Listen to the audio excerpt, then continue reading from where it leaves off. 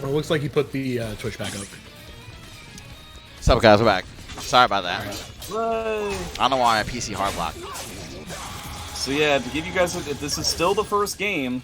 Oh wow, and we came just in time to see Ben have like this gigantic comeback. Yeah, it was 2 rounds to 0 for Manta there for a little while. Manta seemed to be going all kinds of crazy, Ben having a tough time figuring out what he was supposed to do. But slowly but surely, that's a consummate competitive fighting game player, taking 2 rounds to figure out how you need to win the next 3. All right, going into a second set, Voldo versus Yoshimitsu. Looks like we're getting a stage change, much bigger stage, and not as awkward as the Witcher stage.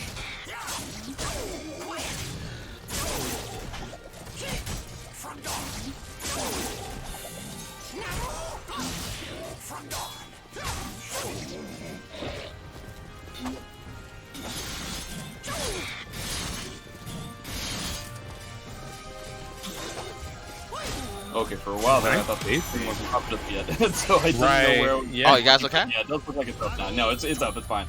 Yeah, it's up now. That was on me. I was watching the actual stream, but Yeah, they were kind of But during that first round, just that superb spacing from Ben, just allowing Manta to really whiff, taking it. Yeah, I'm curious to see if so one of the big differences between these two characters. This welcome was going to be serious. Oh no, it's not. Oh no. But one of the things, Ben trying to troll around, something that he ends up doing quite a lot, ends up getting him burned for that. So that's going to take that round. And I'm curious to see if Ben is going to come up with a way to take advantage of Voldo's weaknesses, especially with regards to his lack of ring out. He really only has like a reverse ring up that's relatively okay. But also his -12 punish game is pretty not great at all. So guys, who's on player 2 again? Player 2 is BenWithVees. BWV BenwithVees. Right, looks like Ben is gonna get this wall combo here. Okay, what's gonna be his setup? And he's up by 1. Guard break. Yes, Ben is up by 1. And he is just deciding to just keep Ben here, which worked out well for him. Definitely want to continue that pressure. Yeah, Ben definitely having a tough time understanding what he's supposed to do, try and get out of this pressure. Not surprising, most people are having a tough time with this. But what are you supposed to do? I mean, I would just think Soul Charge. I mean, if you think about it, yeah, Soul Charge is definitely a good way to go, but if you think about it, none of these are lows. These aren't actual mixes, and he's not doing grabs, so if you stay calm and collected, you should be relatively solid dealing with, like, stance pressure and stuff. So, for instance, a lot of the stuff, like, a lot of these, like, lethal hits and, like, these errant hits, they're all counter hits. Ben is, like, mashing for trying to go through movement and stuff like that. And that might have been just the thread that Manta needed to really force this to a final set, as he does exactly that. Forcing this to a final set between these two. Looks like he's also made the adjustment, which is, you know, nice to watch. I mean, Manta's been, if anybody considers me old school, then Manta has it on me in spades. So I'm not surprised that he Manta is ancient compared to JJJ. He's a grizzled ancient, for sure. Oh wow, that was almost an incredibly awesome read. It just didn't pan out. Oh, nice interrupt from Manta. Okay, gonna get the low. And he is just, this is absolutely going to end the first round. No, that had to be correct, right? Because normally when you hit that, you end up going into a combo, but I guess he was aware it was going to put Voldo front turn, so he was going to have the opportunity to do something like that. Ends up getting the super free, so he has that AB lethal hit. And Manta, it just feels like he's poking all the right ways right now. And I don't know. Yeah, I don't know what the input is for that guard break up from Mantis, but it's really been keeping Ben in place, and it's really been allowing Manta to really throw out some strings that are benefiting. Look at this patience from Ben. He didn't really do anything with it. Yeah, you see kind of like what I was talking about, where it's just like a lot of the pressure that you're seeing from Voldo, all of those were missed. The only time that Ben got hit by it was when he tried to dodge. And so it looks very complicated and everything, but the overall defense capability that you can have can make it relatively easy to just weather the storm. It's not like, for instance, when Yoshi is in your face. He has the ability to just mix you up with all kinds of stuff. Mids and lows and grabs and all kinds of crazy stuff. But this is really more timing-based pressure. To try and get counter hits off the movement and stuff, rather than anything else. And again, Manta gonna soul charge right away. You do not, good call from him, and good call from Ben throwing right back a soul charge to him. This is exactly where he wanted Manta to be against that wall, and that's what really got him that win there. Ben's having a tough time keeping his typical Oki pressure, which is unsurprising considering that it's Voldo. I think one of Voldo's strengths is being just naturally weird, hitboxes kind of evaporating when you're trying to do typical Oki setups, and I feel like that's what Manta is taking advantage of. Ooh, nice side step. Yeah. Yeah, we're definitely not dealing with as much of a spacing kind of game as I think that I had expected. It looks like Ben does have the capability of getting in as often as he wants. The problem is that it looks like Manta's the one that is actually getting more damage out of it than Ben is. It's almost two weirdest characters going at it. It's like hobos fights. That's one of the things. It's so true about these two characters. Just kind of like, well, which way is it gonna go? It could really go. It's not very often that I see hobos that look like this. That's kind of weird, even for a city. That's some rough stuff. So Calibur 65 fights. I'm with it. I'm totally with it. But man, good positioning from Manta. Yeah, and I think that's gonna be it. The wall. No, he doesn't get the wall spot, but he has that bar. Yeah. I don't know. Oh wait a minute. This could be it. Hold on. And wow, BenWithVees. Oh my god. I actually think that might have been a mistake by Manta. I'm not sure where that meter got stuffed, but at some point Manta had a bar, then suddenly he didn't, and it just totally fell apart within the blink of an eye for Manta. So fantastic clutch stuff from Ben there. That was pretty crazy. Yeah, that really could have went either way, and just the fact that, you know, that combo did not end the way we thought it would, and then it just shifted right back in Ben's favor. I mean, really good set between these two. Ancient versus legendary.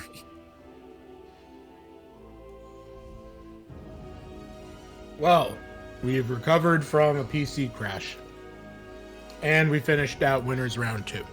Awesome. So it seems like a perfect time to go shill. To shill. Absolutely. Just give me a second to get it up.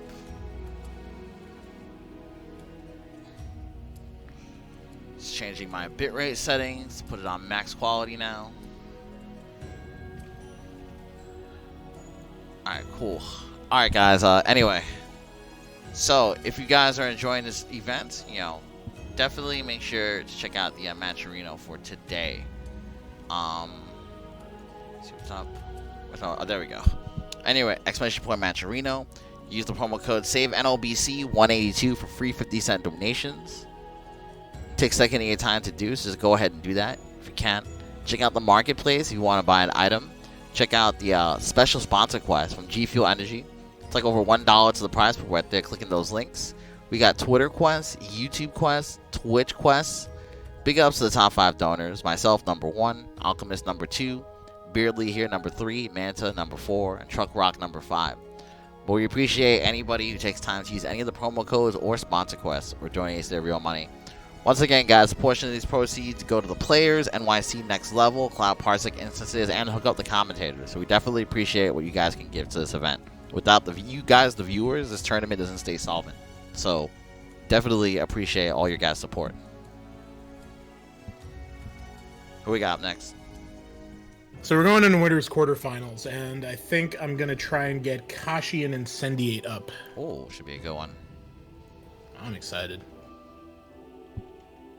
Kashi versus Incendiate. X and Ivy versus Kashi's Plethora of character. Raphael, Mina, and then Mitsu. I would assume he's going to start with Raphael.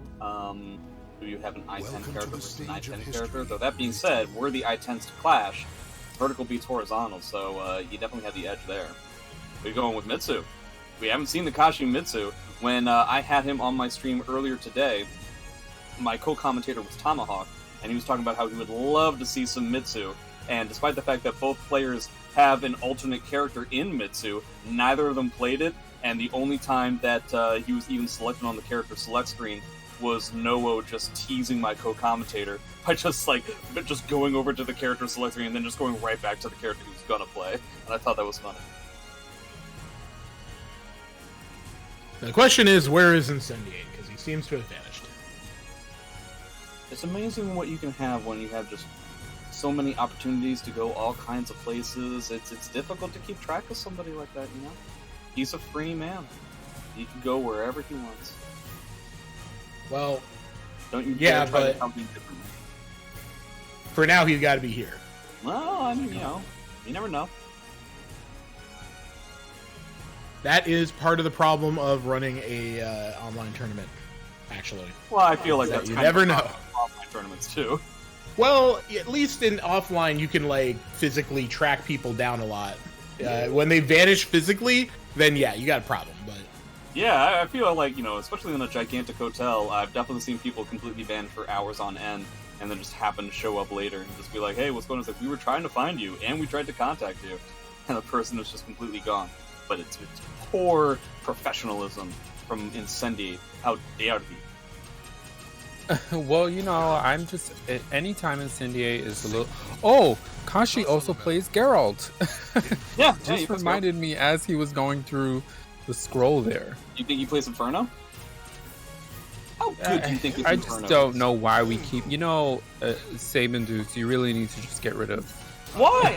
Inferno. I'm tired. Okay, it is not funny. It's annoying because he's on the screen and I don't. About it. He's just on the character select screen. He's not playable. I just think we need to move on. We just need to move on.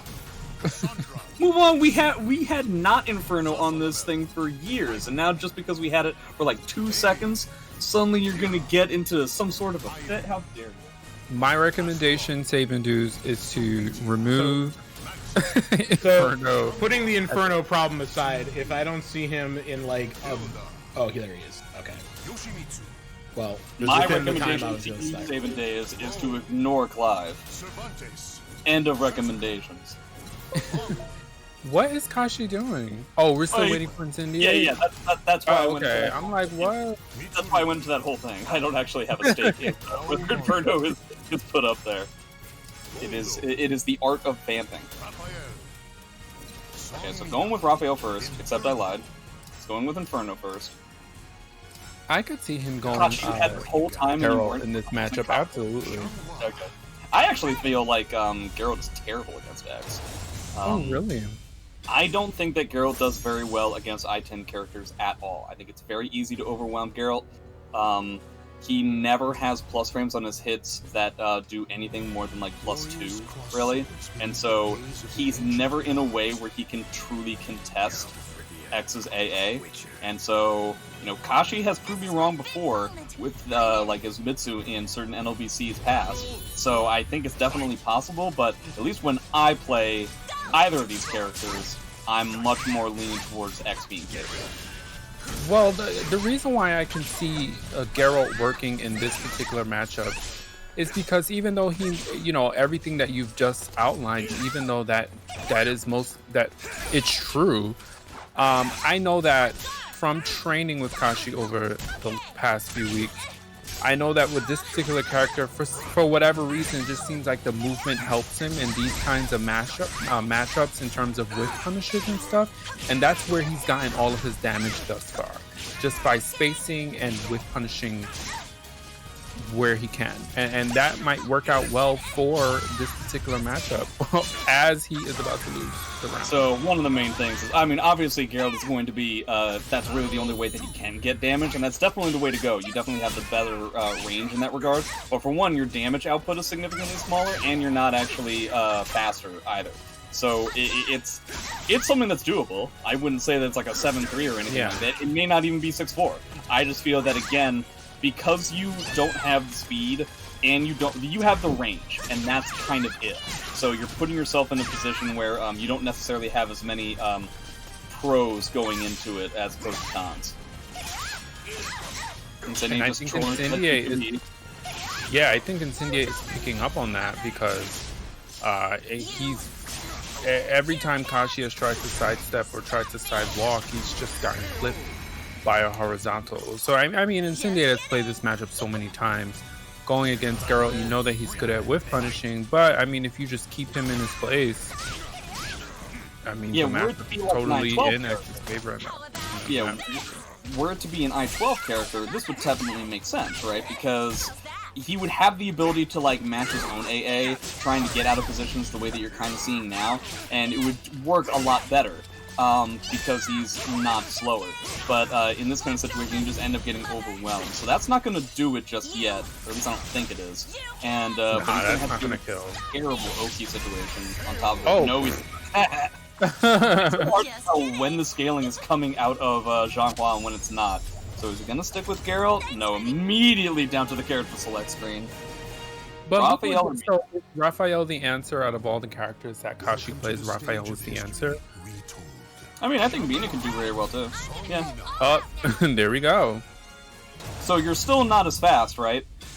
But your damage is so much higher. Your ring out and potentially guard damage is so much higher that, and your range is larger. So you're going to be able to make X go through an obstacle course of your buttons, and you know, you're not necessarily going to have Incendiate on top of you as often. Incendiate immediately deciding to keep up, to just go in with the pressure, but he's been sidestepping Kashi so well. I think maybe he just has the timing on his verticals, but a kick to the dome is gonna really send Mina home, send her right over the cliff. I appreciate the rhyme, but I just wanted to mention the fact that like he was able to get away from Kashi's auto GIs by using kicks. There's a lot of auto GIs that don't actually work on kicks. Very, very smart move choice in that situation. Oh man, catches him with a 4-4-8 charge. That's gonna do some good damage too. Getting that wall or that ground splat. Oh, nice GI. Gonna land a grab here into the low. And again, trying to create some space, but Incendiate not allowing it to happen. Continually going in and just clipping Kashi. He's just overwhelming him right now. Yeah, just matching him with that I-10 AA constantly. He's having a real tough time. I feel like Kashi's going to have to take significantly higher commitments on some of these ducks to get away from the AA, because doing stuff like the 2A and stuff is only working a little bit, and then the second that he's able to create some space, he immediately has to worry about getting clipped yet again. So I feel like just hard committing to a duck may not necessarily be the easiest route to go, but can certainly be something. Oh, it just looks like he's just overwhelmed in this matchup. Yeah, Incendiate's just like, he's doing whatever he wants. And that's it. Maybe it's not it. I think that it is. I'm gonna say that it is. I think it is too. God damn it! God. Clive, why did you go with me? Who has one more chance? It doesn't work out. Incendiate taking that 6 rounds straight. Yeah, that was 6 rounds straight, huh? Wow. I think Raphael might be a good choice. Again, that's what I kind of assumed was going to happen in the beginning. It didn't end up happening. But I feel like Raphael could definitely contest. Assuming that Kashi is used to making those kinds of decisions that quickly and trying to, you know, I-10 character versus I-10 character, you have to be mashing a lot. You have to be making movement choices like over and over and over again. And so if he's used to that kind of thinking, Raphael might be something to give it a try. I think you could give it a try, Kashi. Next match that I'm going to try and get up is No Woe versus 8-Way Funds. Okay. Haven't seen 8-Way in a little while. He just kind of like comes out during every cycle of the moon. He might be playing a different character other than Tira, though I think overall it's just going to be Tira. Noah could be playing all kinds of characters. He was playing Voldo earlier today. I imagine that's what he's going to want to try and start out with in the beginning.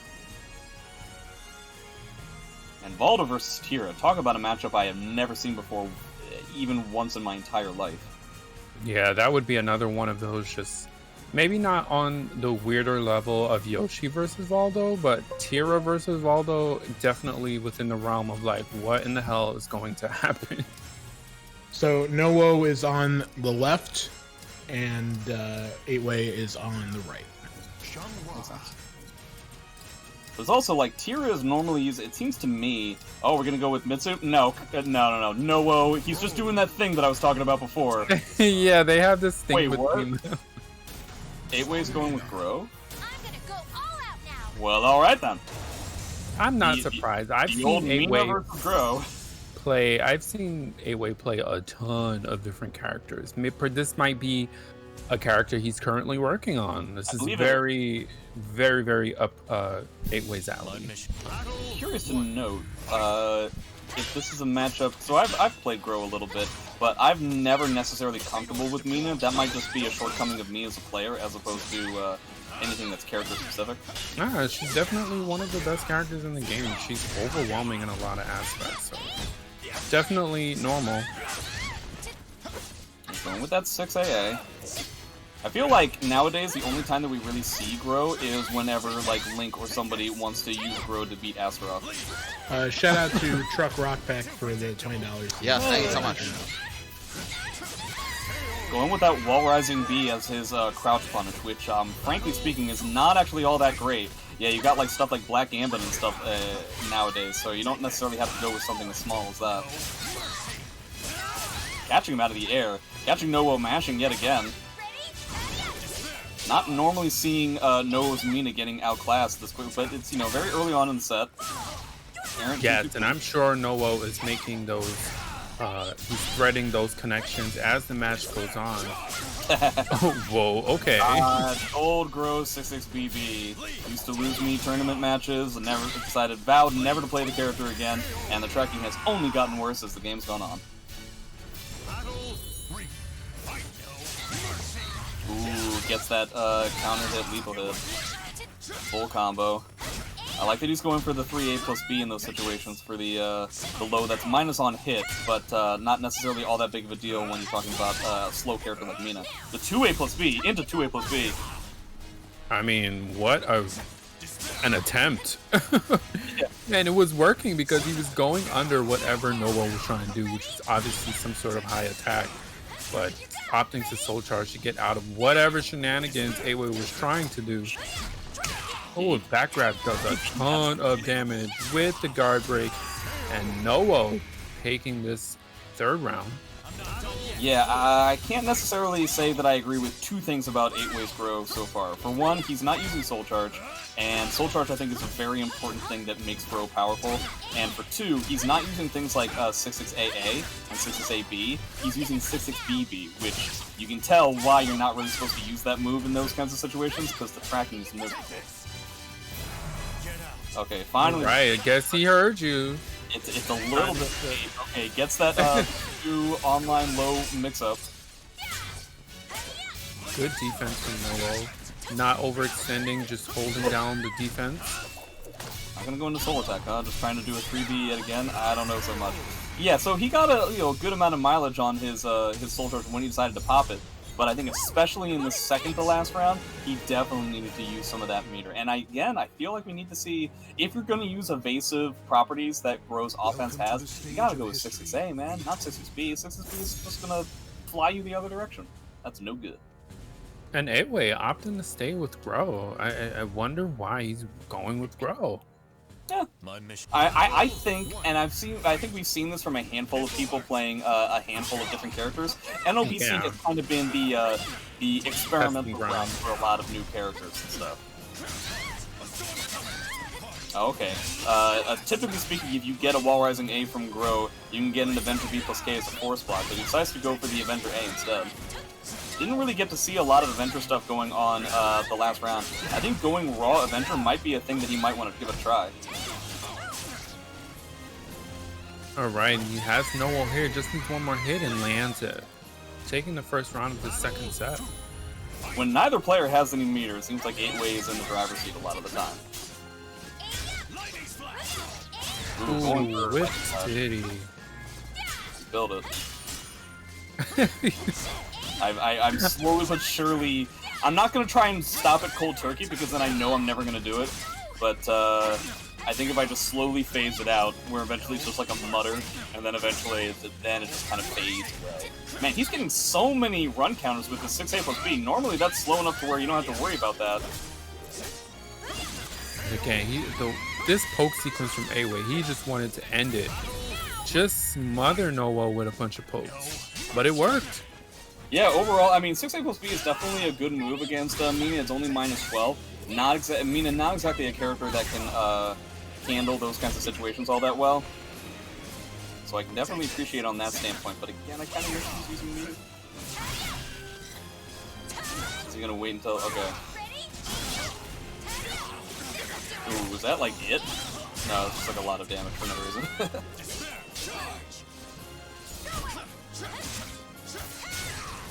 Oh wow, fantastic evasion from Noah, getting under the 6A the first time around, and then getting over the 2A the second time around, so that was pretty cool. A-Way definitely still in the driver's seat though. I don't know so much about just like walk up 3B. The 3B that Groh has is good, but it's not like Tira's 3B where it can potentially track to like a million miles either direction. Alright, and here comes A-Way's gonna pop a soul charge into the launcher. Oh, damage. Not it yet.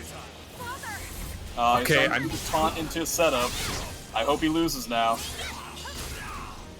Looks like he's going out of the way. You might get your wish. Oof. Oh, spends another Aaron Soul Charge, but he's not necessarily in range. Okay. Lightning Slash on block into 2-way, and decides that now is the time to taunt yet again. That is very ambitious, Mr. 8-way.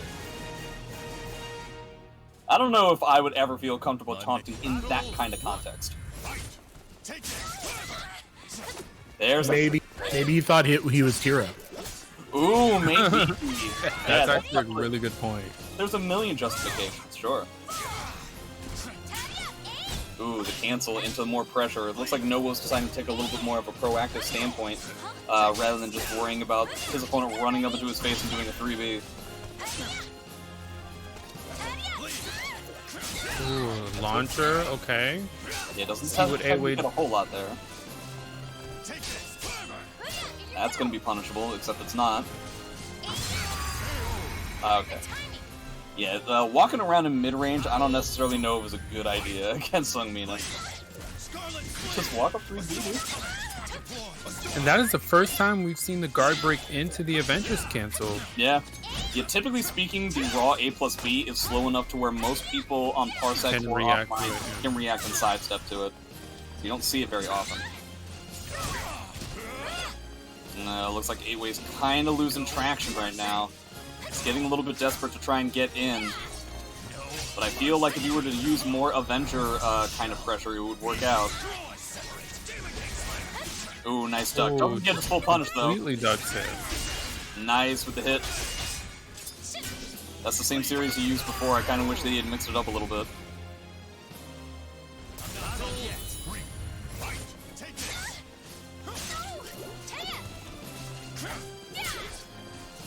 Ooh, not getting his AA punish on the 3B either. That's gonna be it. That's gonna be a huge amount of damage. And gets the 1B. Ooh.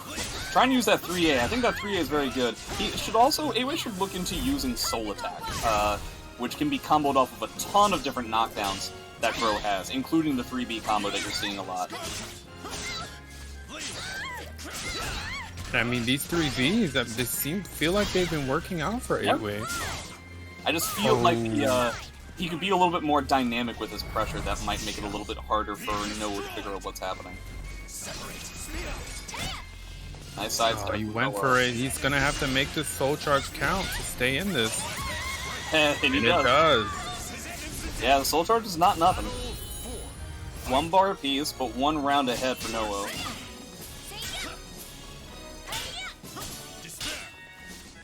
Noah kind of getting used to the fact that A-Way is basically only like 3B is the only vertical that he's using, and everything else is a horizontal, like 6A plus B or 6AA or something like that. I assume we're going to see another Groh soul charge pretty soon. Yeah, I'm surprised he hasn't gone for it yet.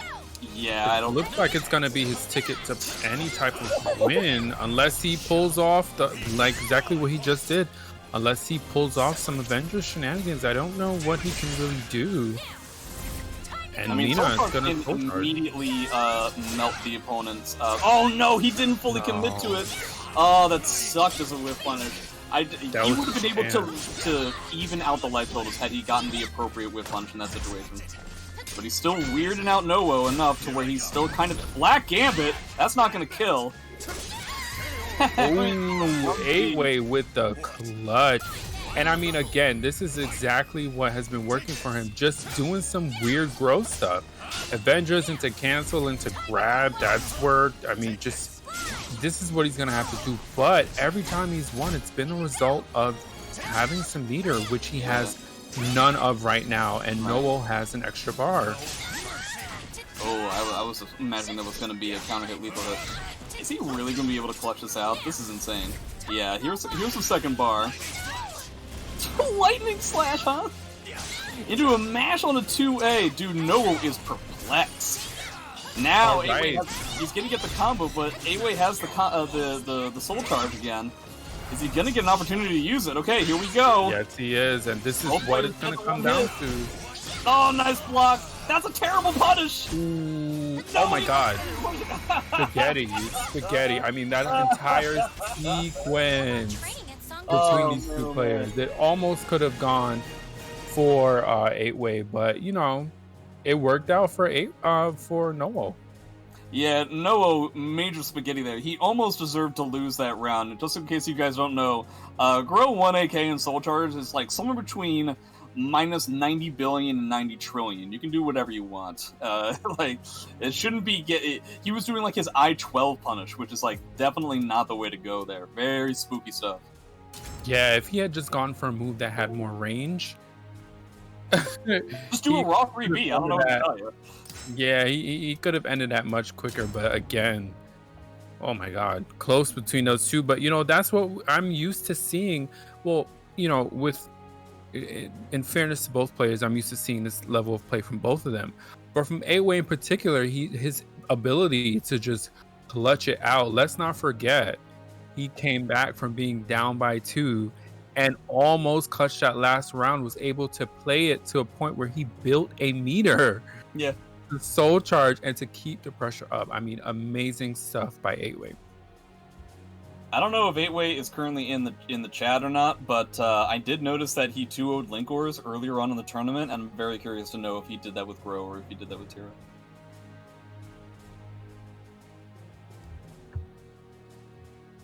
I guess we'll find out soon. In the meantime, Okay. guys, match arena, of course, while Ian gets the next match. Make sure you guys support the sick tournament that's on each and every week. Right now, we are currently at... Oh shit, where is my... Oh, there it is. Damn. Save NLBC 182 for free 50 cents donations to the prize pool. $185 right now. Check out the marketplace if you want an item. Check out the sponsor quest if you want to donate more free. Don't sleep on that free click money, guys. From G Fuel Energy, that's $1. We have more G Fuel Energy tweets. Look at that. It's like another like 75 something cents. We got Twitter quests as well. Make sure you right click for all the extra sponsor money. Make sure you follow NY Calibur through the Match Arena page and donate 20 cents to the prize pool. Check out the YouTube quests. Check out the Twitch quests. Just following channels too. It's not even much. Thank you to the top 5 donors. Myself, Truck Rock Peck, Alchemist, Beardly Here, and Manta. And you know, we can always use your support, guys. It helps the players next level the Cloud Parsec instances and helps to hook up the commentators, guys. So hopefully somebody surpasses me as the #1 donor right now. Thank you guys all for watching and supporting the tournament. Who do we have up, Ian? This is BenWithVees versus lessthanlee. Two prominent members of the Discord that shall not be named. Wow. Siegfried versus Yoshi. Illuminati. Damn, the shade. That patented JJJ shade is just lethal. I would never It's spend just money for a lethal. patent on something like that. That's patent pending at best. Exiting this conversation. Where's the door? Astro Clock Tower. Alright, so lessthanlee, somebody who's kind of brand new, very similar to people like Kashi and Noah, though a little bit newer than that, but definitely somebody who's coming up during the COVID times, known for having incredible execution, also known for having an incredibly stoic kind of play style, considering the fact that neither of them pressed any buttons the second they got into the match. So let's see if they decide to do something different for the next game. I don't know what that was. I will end this nightmare. Yeah, he has incredible reactions, he has incredible execution. BenWithVees, as we saw against his match against Manta, incredibly clutch. So, is Ben going to be able to overwhelm him with a lot of Yoshi stuff, or are we going to see a more spaced out kind of game?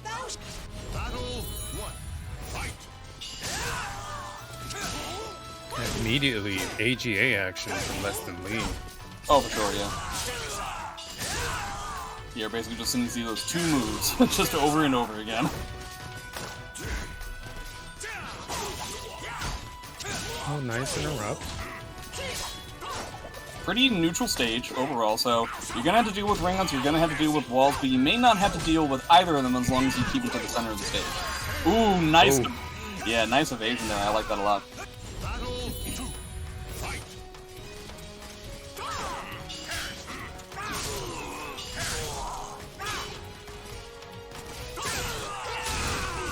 Ooh, fantastic hit right there. Oh wow, immediate duck with the 3B too.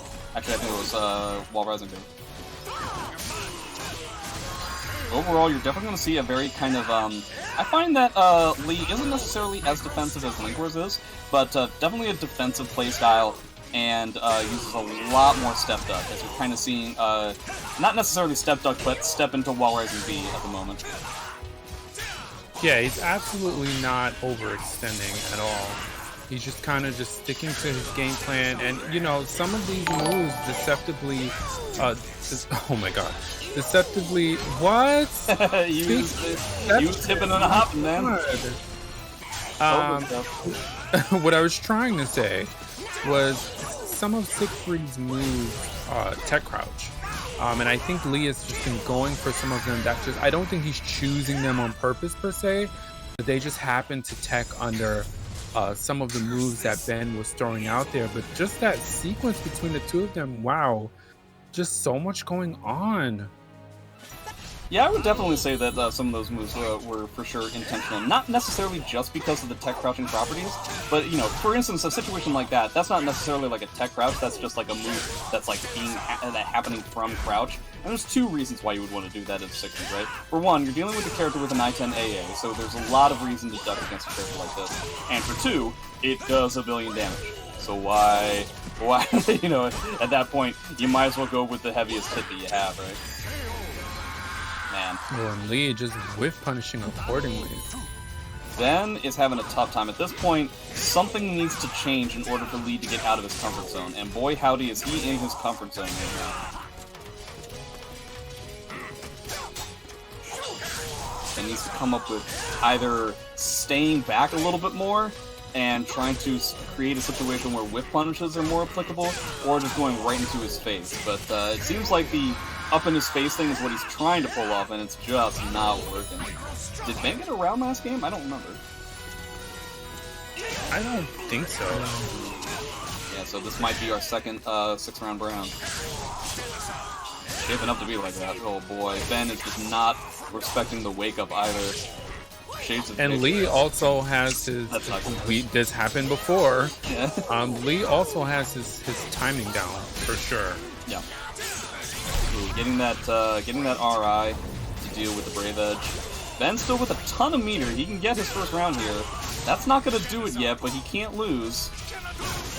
There it is. I knew it was coming at some point. So good job to Lee getting into winner semis. Pretty convincing. Fulfilling my duty.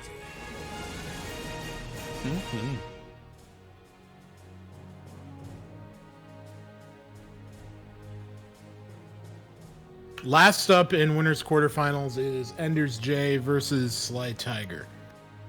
Alright, we saw Slytiger earlier on. Enders has been having to go through... Well, he's only played one other match so far with Breadmaster. Slytiger we saw him beat Yoshi the Sixth. He had beaten Yoki before that. So this is a matchup that we actually saw at the last offline major at Winter Brawl. With a very famous clip that I believe Boom has, like whenever he's doing one of his Boominati League kind of things. He always, in like that montage of hilarious moments, you can see Talim going through her CE animation, it whiffing, right? Like the 3 hits, and Cervantes tries to go teleport from like across the screen over to her, and somehow the last hit of the CE connected. And that's always what I'm going to remember Winter Brawl for.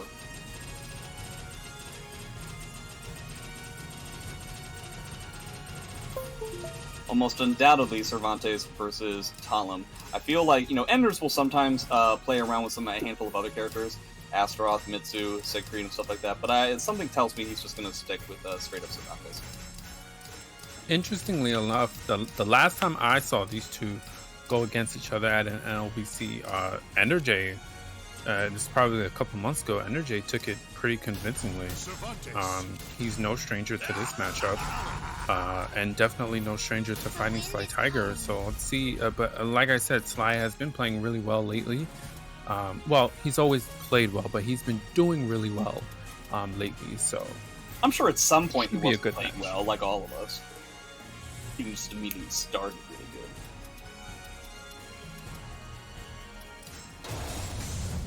Standard JJ stuff. Why does everybody have to be condescending towards me today? Patented JJ stuff, standard stuff, typical JJ stuff. Well, you always got some sort of a phrase to use here. JJJ is gonna JJJ. I mean, that's just what it's... Well, you know what? Typical Sabin Deus and Clive stuff, hurting my feelings. I got your back, bro. I got your back, JJJ. You're not alone. Yeah. 2v2. Let's go.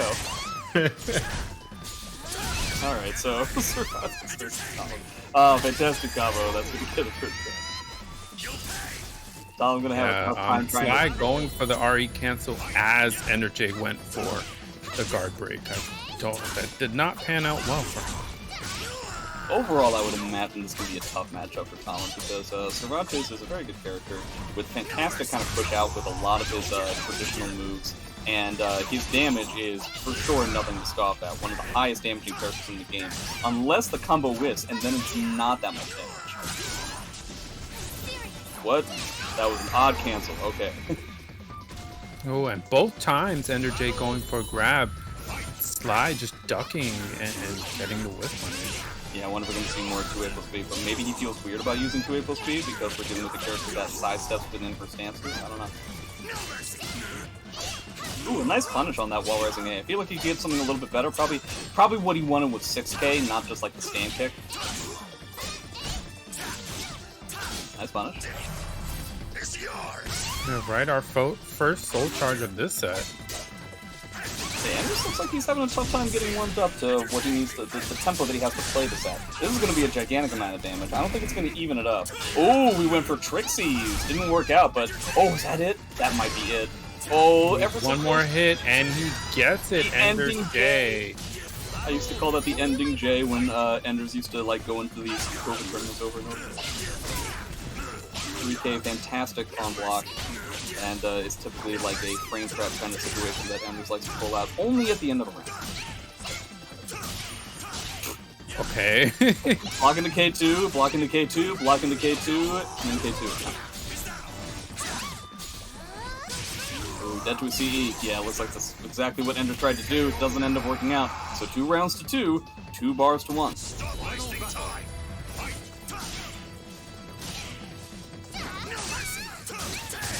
And Ender has that timing down. He's just stepping perfectly right before Sly throws out a button. Oh man, he keeps trying to get these whiff punishes, but the hitboxes, as Talim is continuing the string, keeps interrupting him. It's gotta be frustrating. Yeah, he's getting a little bit impatient now. He's getting a little bit frustrated. Don't worry about that CE. I knew it. Oh, that's absolutely going to land. That B2, he was specifically trying to call out the CE for like the maximum amount of damage. It would have been really cool if it worked, but Sly ended up delaying it, thus making the situation not cool. I can buckle down when I need to. Depending on your perspective.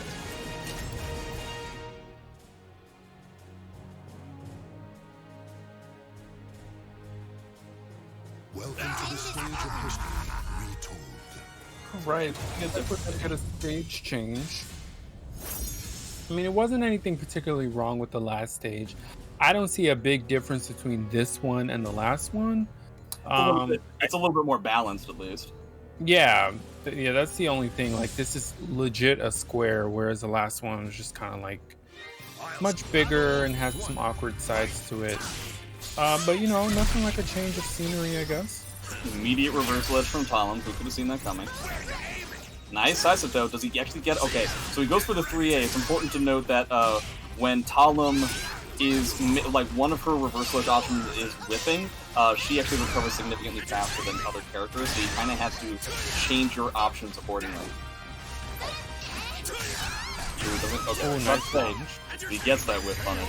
Really the main thing that I think was killing Enders the first game, what ended up losing in the game, was that there were so many opportunities where he was trying to catch Sly whipping, but the extended string was, the hitbox was so extended that Enders' whip punish was then getting hit anyway.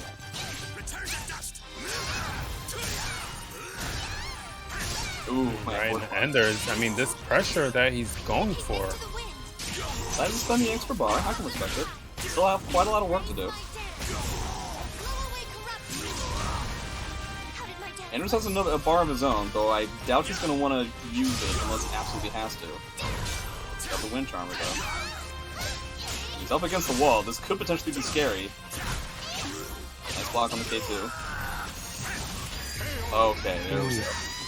Very spooky. Nice by EndersJ. I mean, that's one of those situations where you just kind of have to stop Talim immediately.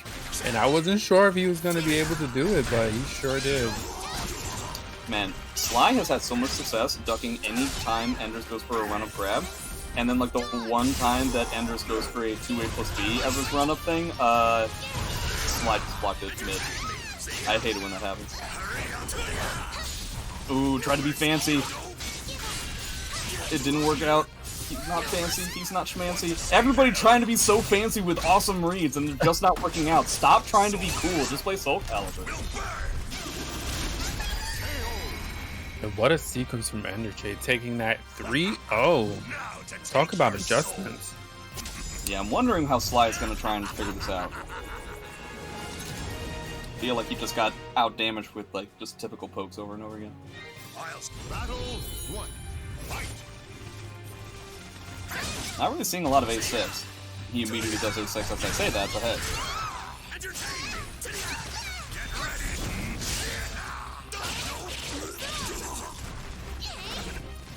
Right. Just deciding to roll away from her. Gonna get a 3B. Try to go for the ambitious one-shot there. See, okay, so before, he was going to potentially, Enders was going to try to potentially whip punish with, like, an IGDR, but now he's just going for the AA. Makes sense. And it looks like Sly is not respecting Cervantes on Wake Up as often as he needs to.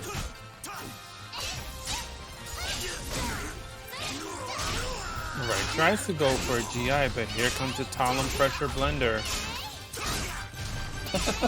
And let's talk about not respecting stuff. Wow. He tried to mash there and got hit by the K like 7 times, but obviously it's not the heaviest damaging option. Ooh, caught the CE, that's a pretty big deal. Oh, nice run.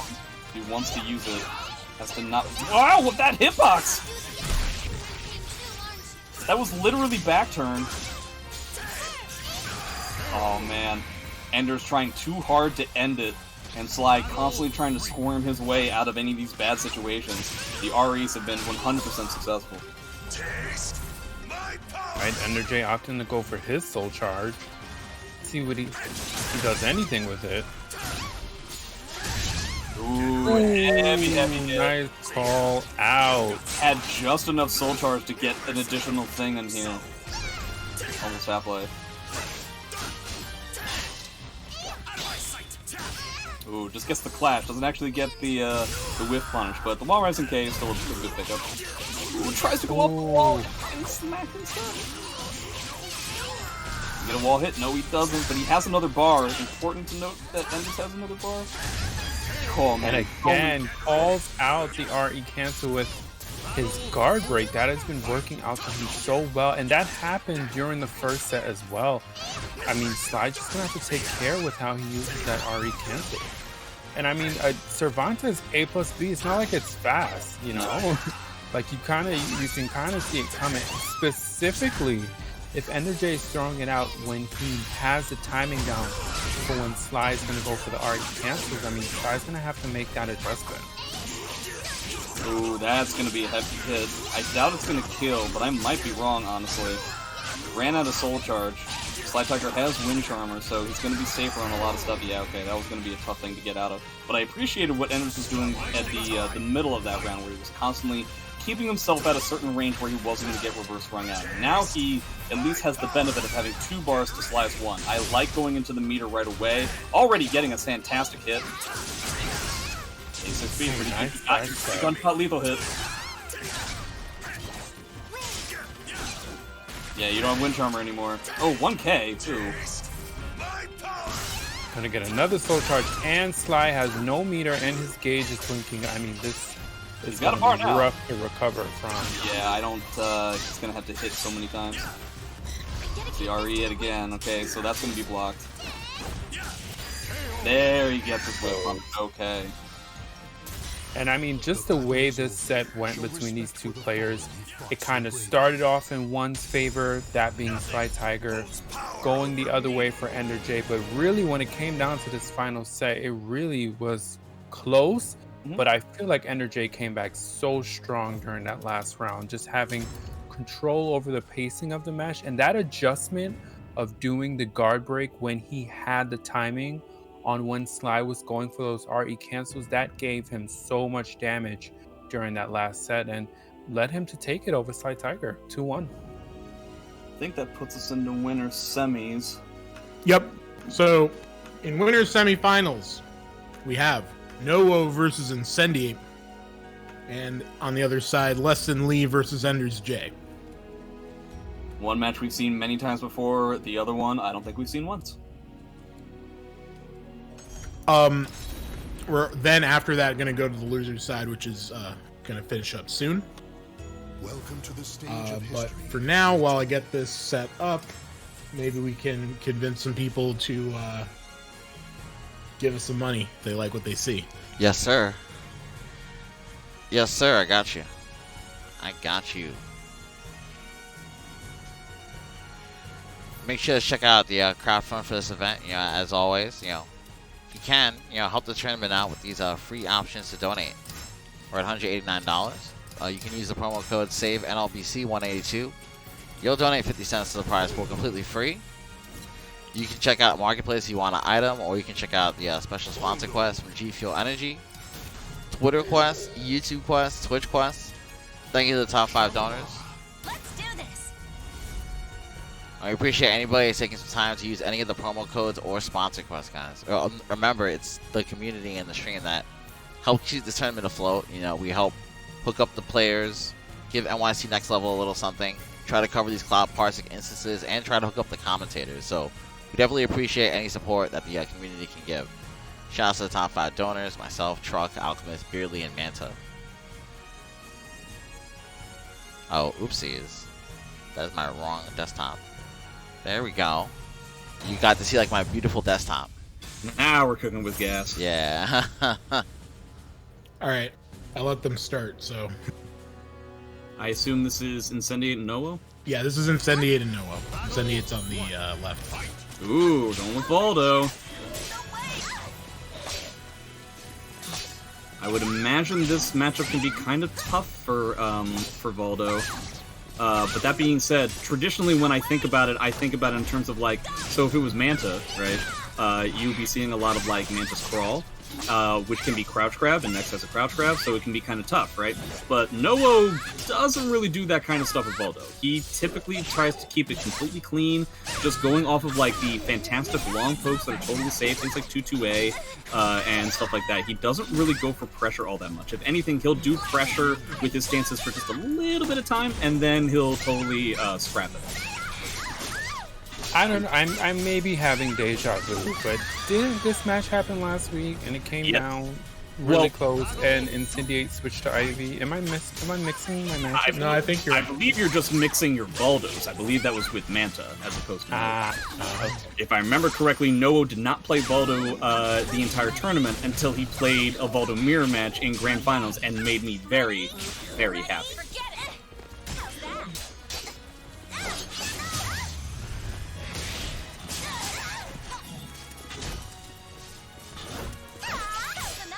Right, these two are certainly swinging. Yeah, when it comes to individual hits, Voldo is going to be the heavy hitter, but it's just a matter of with Incendiate can actually come up with additional pieces of pressure. I know he's probably been labbing this matchup at least a little bit since last week. It can be kind of poked in the eye. Ow.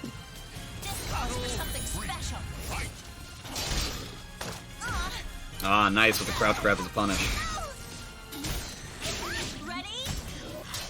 Yeah, Noah doesn't even really stay in back turn all that much, to be honest, compared to other Voldos at least. Esports. Thanks so much for subscribing. Yeah, these long range hits. Yeah, it doesn't go for the CE because it was going to not kill anyway. And there's the crouch grab. It's broken every crouch grab. I think that's it. Yeah, that should be it. But he did catch him when he was airborne. Yeah, I don't think that really matters for the scaling, though. Oh, he can do Crybaby. Oh, wow. That is actually a fake meaty setup. You can roll that specific move. He has other moves that he can do, though.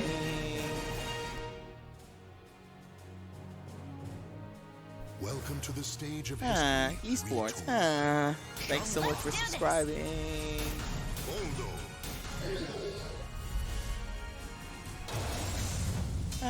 Esports. Thanks so much for subscribing. Stage change here. I don't think it's going to make much of a difference, but change of scenery helps sometimes. If he ended up getting a small box, I'm sure he'd appreciate it. It didn't end up panning out that way, but I'm sure that if he had gotten something that was relatively smaller so that Nowo had less room to grow or run around, he'd be a lot happier.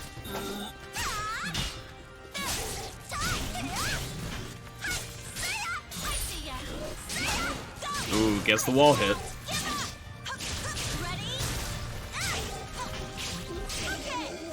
Gets a mix-up afterwards as well. Is that gonna hit? Yep, that should be it. Yeah, once he was able to limit... So, when X has the ability to just have Voldo up against the wall, can't really use his movement, doesn't really get any reward from the pushback on some of his moves, suddenly X is just going to wholeheartedly overwhelm her Voldo opponent. So, I think that's the way to go. Wow, fantastic punish. Does he get a ring out here? No, he doesn't, but he gets a fantastic... Okay, so we're going to do Soul Charge to get out of that. That is super scary.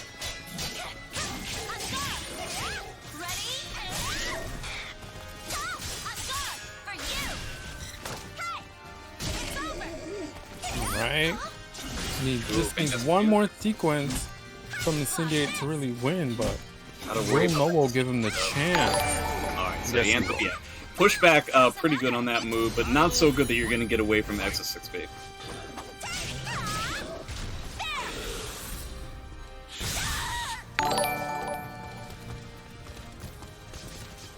Yeah, just walking away. He's always going to get in with that break attack eventually, but it's just a matter of fun. Oh, gets the lethal hit. Oh no, what happened? I'm not. That just looked like a weird sequence. Just wasn't able to capitalize off of that lethal hit. And it's a lethal hit I'm not even used to seeing, so, I mean, does he still have access to it? No, it's a one-off. The lethal hit comes from when you successfully parry with that super free, the wiggly stuff.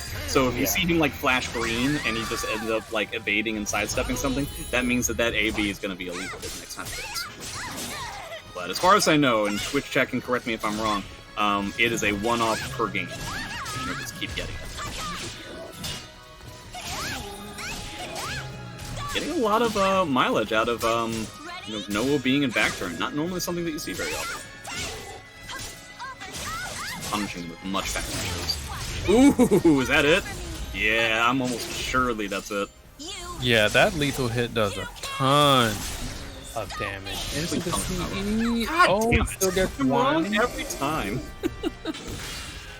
No, well, going for the soul charge might as well try. This reminds me of when I try to like win reversal edges. I'm just always wrong. Oh, the landfish! Oh, the crybaby doesn't work! The additional string! Oh my god. Oh wow, Ooh, so scary. Voldo has a lot of capabilities of getting out of that kind of situation by just getting that single hit that he needs. It's very difficult to try and keep him from getting that last hit, especially when he's in back turn. So, very lucky for Incendiate, very unlucky for Noah. Lucky duck. But we are now up to the third set, 1-1 for these two. You can see him going for that -14 portion of the stance. Noah's punish is literally just a two-way. That's one of the biggest weaknesses that Voldo has. Not really that strong when it comes to block punishment. Ooh, ends up trying to mash, ends up getting hit by a lot of the stance stuff. This is where X shines against a character like Voldo. The single hit, mid-range kind of stuff, Voldo can definitely keep up, but definitely not here. Did he get... Oh, okay, I wasn't sure if it was going to be... yeah, I thought the same thing too, but I'm not... I don't... This wall in particular is kind of... janky as hell. Finicky. Yeah, it's really finicky with ring outs. So I was just like, who are we playing as? Voldo? That ring out's not happening. Yeah.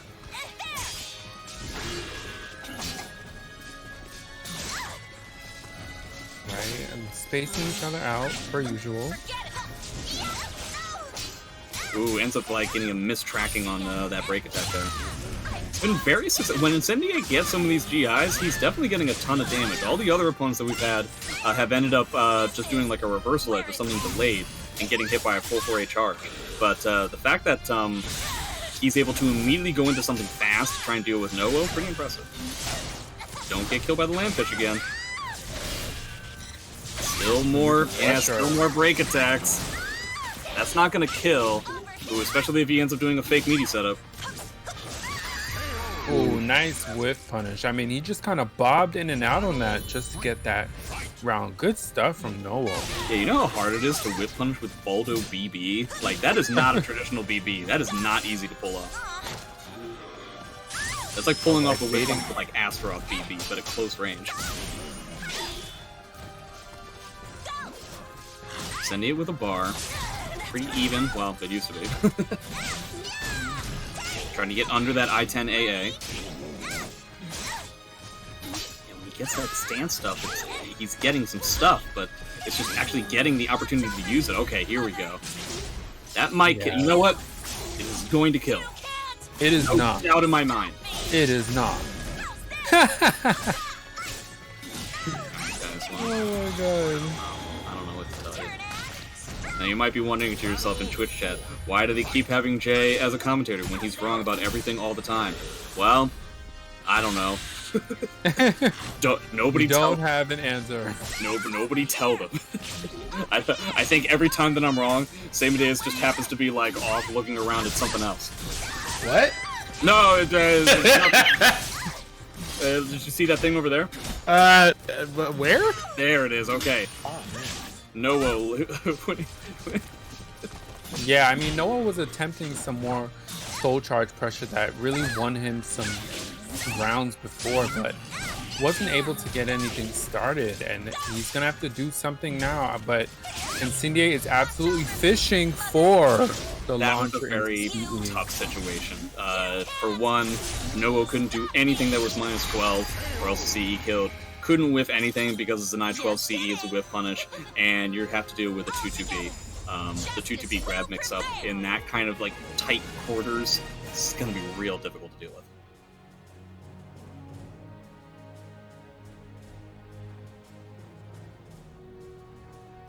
Okay.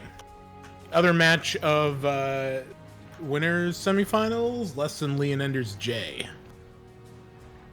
Again, I don't believe that we've seen this, because Lee is a pretty new person, and I feel like he started going into these tournaments right as Enders was taking a little bit of a sabbatical. You know, I think you might be right. I'm not sure I've seen this matchup on NLBC before. Yeah, not as far as I know. They probably play though. Yeah, they probably have played together. I know that I've seen them play, just not on this particular stage. The stage of history, you might say? Yeah, this particular stage of history, though. The one piece of history that we know for sure. Of course, this requires that I, get them to respond to me. it's tough. You got to go into that Discord that shall not be named. You know they're there. Fucking hope not. Don't curse like that. What are you doing? also, why are you family-friendly stream? Yeah. Okay, so it looks like EndersJ is going to be on the left, lessthanlee on the right. This is honestly a matchup that I don't see for Enders all that often, because the Siegfried player that he would potentially play against all the time, right, is Linkorz. But every time that they play against each other, Link plays Geralt instead. Yes, I was just going to say, there is no way. I have not seen it in quite some time where Link would pull out Siegfried against EndersJ. And they had a really close call. One of the memorable moments, they had a really, really close grand finals reset match offline, and Link went for Geralt the whole way. So yeah, now I've talked with Link about it before. I was just curious, does he think that this is a bad matchup or something? And he said no, he just feels like the Geralt matchup is just more his speed when it comes to something like this. But he thinks that Siegfried does perfectly fine. Now, that information might be outdated at this point, because I must have asked him 2 patches ago. So couldn't really say. I think that's absolutely changed since. Cervantes only gotten better. Siegfried pretty much only gotten worse, to be honest. Nice sidestep. Ooh, another great sidestep. So many step ducks from Lee. Oh, it ended up tracking him. That sucks. Yeah, that move is not perfectly vertical. No. Would be patient. Wow, always committed to the wall rising AA. Gee whiz. That could have killed him had Enders had planned it. Grabbed him out of an IGDR, everything going right for Lee. Oh my god. What is going on here? Akubo, please. Wow, these hitboxes. Just constantly sidestepping, constantly matching each other in the horizontal plane. And you can kind of see Lee's trying to position himself to be an advantage with EndersJ's back against the wall, but EndersJ just not letting him have it ever so slightly, just sidestepping. Yeah, precision. And whiff punishing. Not whiff, but just punishing because he sidestepped. Yeah. Yeah, they're all wall rising A's too, definitely makes sense. Ooh, these 1Ks, cheeky. We're using this as a real low now.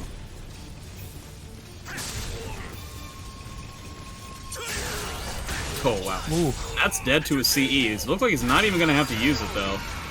So Lee ends up effectively losing a bonus bar because he's not really gaining much of anything on the second round. Wow, magnetic grab. Right, and here comes Lee. He's kind of had the momentum now. And he got hit by 2 IGDRs. And that's done.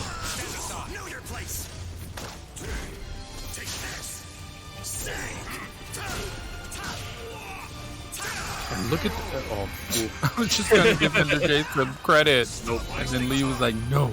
Impossible. Wow, 2 final two. battle Nobody already. Okay, here we go. This is interesting. Normally when I see Lee... Oh, man. Okay, that's just a back grab without the wall. With the wall, that would have been death.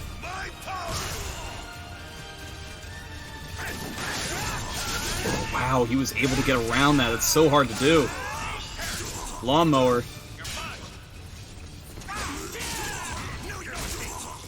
Right, and this is perfect positioning for Lee. EndersJ forced the soul charge. He kind of had no choice there. Can he make this comeback? Ooh, and then he gets sidestep. I mean, what a turn. What a twist, because, you know, during this set thus far, EndersJ has been the one to just ever so slightly sidestep Lee, but Lee sending it right back at him, showing him what it's like to be sidestepped. Yeah. They decided to keep the same stage. It looks like we're definitely going to have like a mid-range spacing, constant sidestep kind of thing with a lot of range to move around everywhere. No punish on the 3A. Probably a little bit difficult for Siegfried to get a punish in that kind of situation.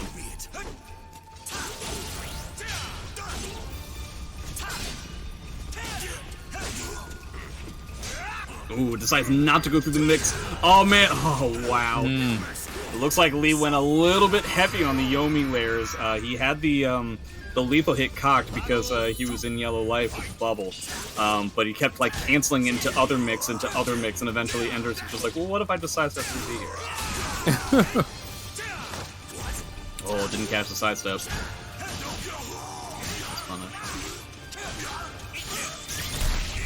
Yeah, reversal edge is something I think is very good to like deal with those stance. Like Lee has to make a hard call out to try and beat reversal edge in that kind of stance situation. And again, sidestep 3B from EndersJ, putting in work. This is gonna kill. Round. This is gonna go. Ah! Oh, looks like Jay wasn't wrong about everything. Aw, congratulations. Don't condescend to me. How dare you patronize me like that? Alright, two A plus B landing, finally.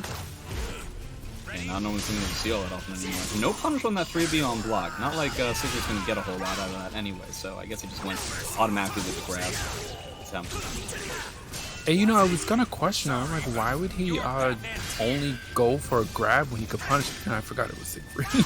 Yeah, basically Siegfried either gets stand K, or once it's punishable enough, he gets AGA lethal hit.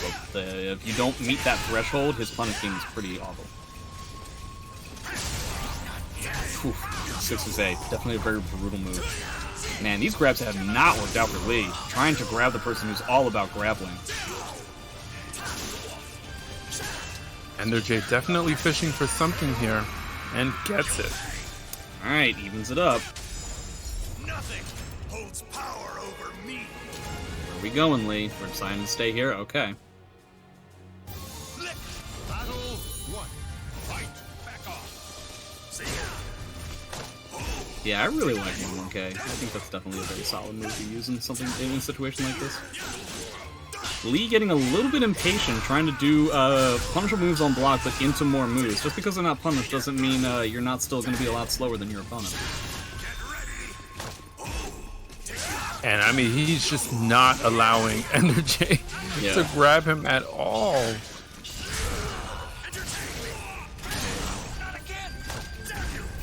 One up grab. I can't lose.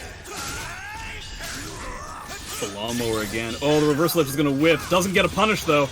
Ooh, that's such a big deal. Because there was so much guard damage on Enders' side that I feel like he needed to win that round in order to keep the guard damage from being such a nuisance. But now, double nuisance. Grabs are finally working out for Lee. You can definitely see the staunch difference, and you can see how Lee is specifically choosing move choices to incur even more guard damage. Okay, this is what he was looking for. There it goes. That's going to get him around, yeah, for sure. Not even close to beating the rest of the combo. And Lee running away with this final set between these two. But, you know, EndersJ, again, these grabs are just not working out for him. You can get him to at least be not ducked in the way that you can go at the very least. But, oh man, fantastic sidestep. Such a ballsy sidestep in that situation, because the A is typically what a Siegfried wants anyway.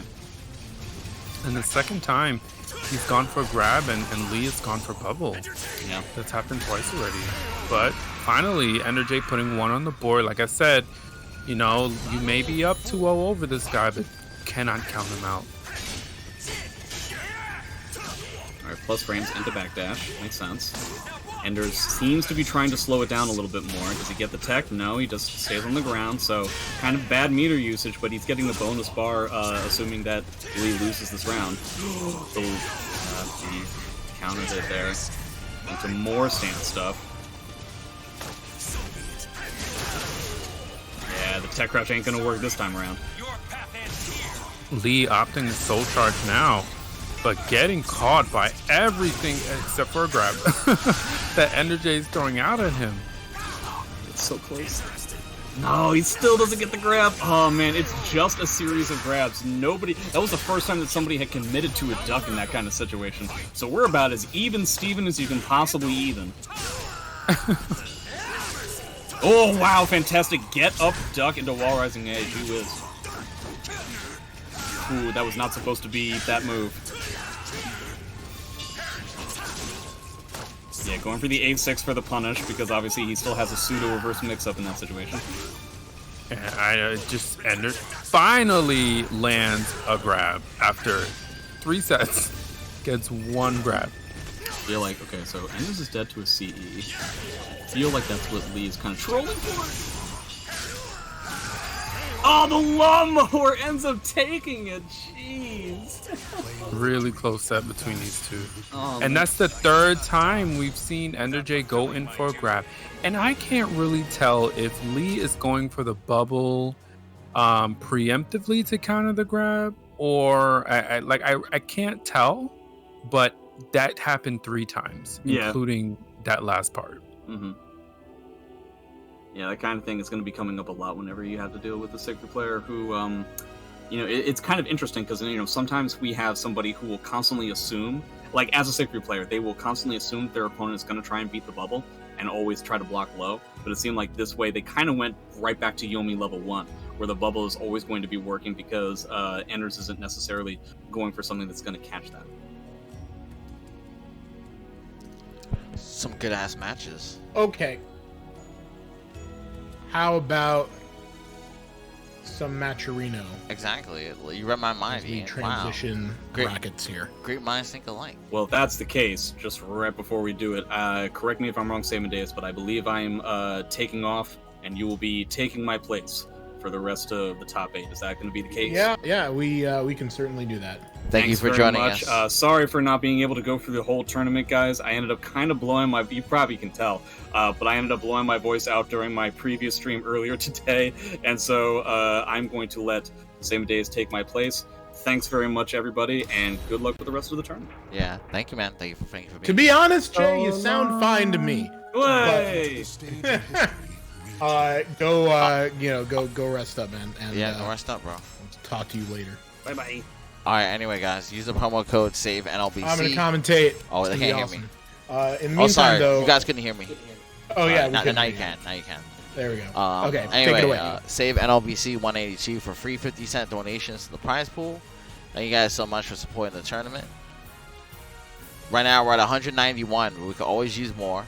Make sure to check out the marketplace if you want an item. Make sure to check out the sponsor quest from G Fuel Energy. There's tons of free clicks, multiple dollars to the tournament. You guys can donate by clicking these quests. Big ups to the top 5 donors: myself, Truck Rock Reap, Alchemist, Beerly here, and Manta. We appreciate anybody that takes the time to use the promo codes or sponsor quests. Help keep this event solving, guys. We gotta help out the players next level. Hook up these parsec instances. And, give the commentators a little something. So we appreciate you guys keeping us solvent each and every week. Who do we have up now?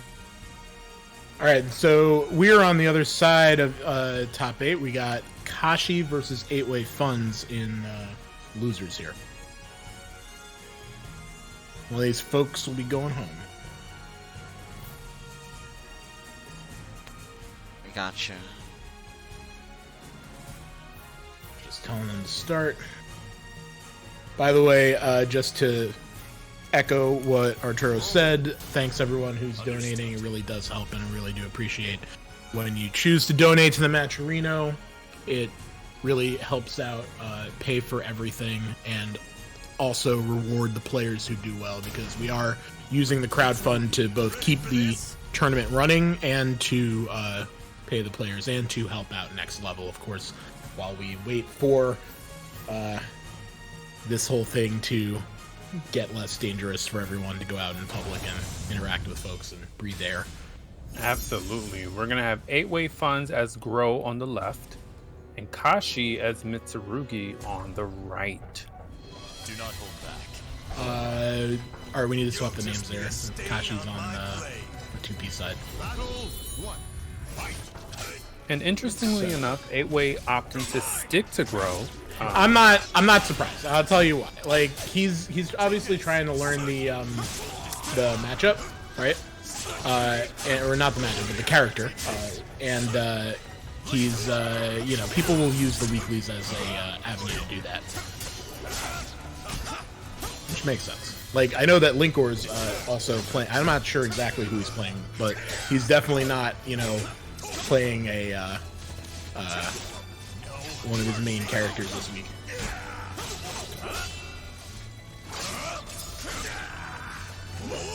Right. Heard that taking earlier. time to chip away at Kashi. Yeah, I don't see these guys fight that often. I get the impression, though, I think every time I've seen them fight, I get the impression that, like, Kashi would come out on top, but 8-way is really, taking this new character to some interesting places here. Yeah, and I think it's because we don't see Groh as much as we used to. So to get to see him just for a little bit, it's like, oh yeah, this character's still in the game.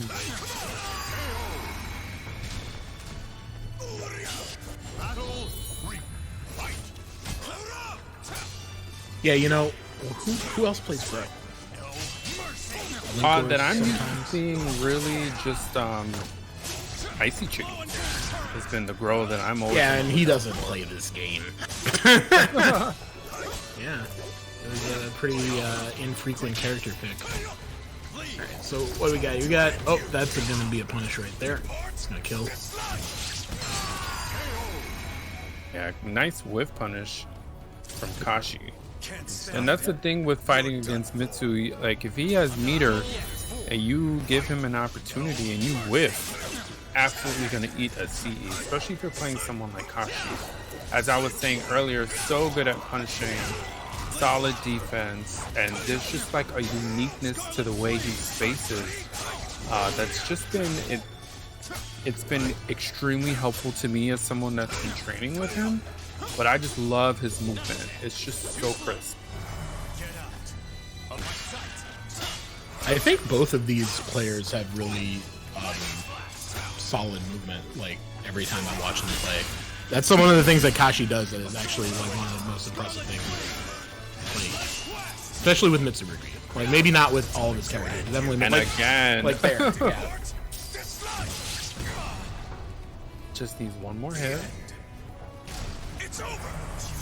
Oh, good soul charge to get out of death. But didn't And save him. run up B. Did not save him.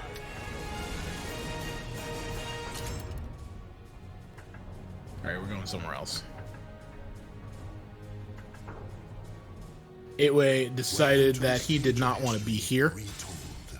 Instead, he wanted to be on the triangle stage. Well, this stage gives both of them a ton of space to work with, even though it is a triangular stage. It's a huge triangular stage. I really like the triangle stage, to be honest. This is actually one of my favorite stages in the game since they added it. Really? Listen, man. You see that background? You see that background? That background is the cleanest backdrop in the entire game.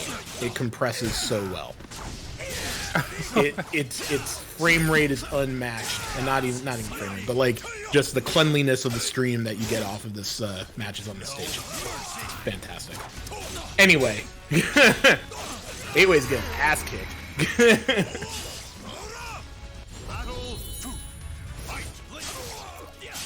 Alright, opens up with a launcher. He's doing his standard, like, runaway after getting a little bit of an advantage there, but it's not working as well with Groh as it would with Tira. He's getting punished for all the things he's trying. Kashi is not giving him an inch. very on brand for Kashi. Alright, so these little Avenger mix-ups are working out for him. He got a few... Okay. Run in, 2A, run back out. And that Run might be in, how he has to sidestep, play this particular opponent, is to sort of duck and weave, you know, in and out and punish accordingly. But Mitsu can also play that game, and I'm wondering what Kashi's duck really against waiting Mitsu. for to get something started. Not sure why that combo didn't work, but it worked well for 8-way. Oh, is that out? Yes, it is. Yep. Like, so that oh, he taunts, of course. But yeah, that whole Mitsu shenanigans, he slides really far when you do that, I don't know the input for it, but the roll he does. And that's just sort of asking to be put in a ring out position there. Okay. Both of these players really patient, trying to get the other one to really press a button they shouldn't press, but I mean, no one's really giving an inch. Here comes 8-way with his soul charge. Teleport. You have to wonder if Kashi's going to soul charge as well, and he's not going to get an opportunity to. Kick him in the face. 8-way on the board. Managed to bamboozle him with the teleports enough. Oh, right off the bat, launching him in the air.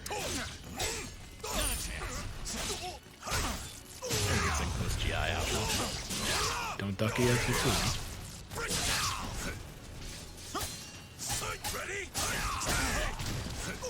That's the one out of. Oh, and again.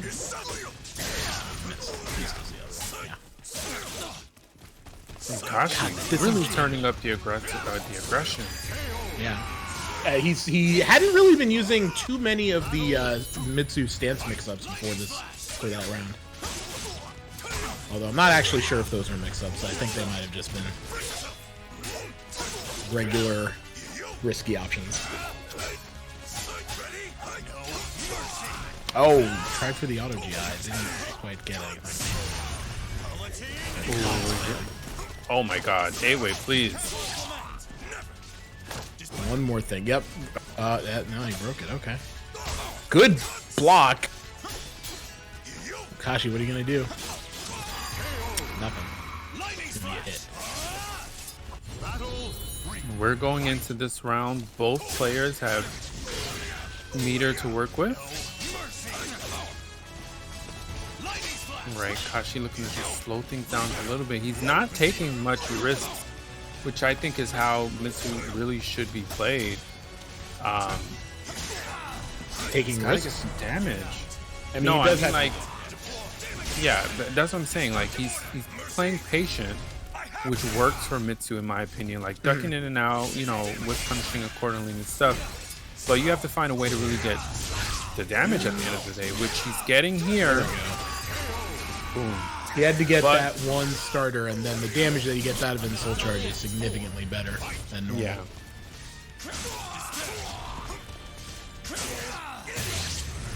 Another lethal hit.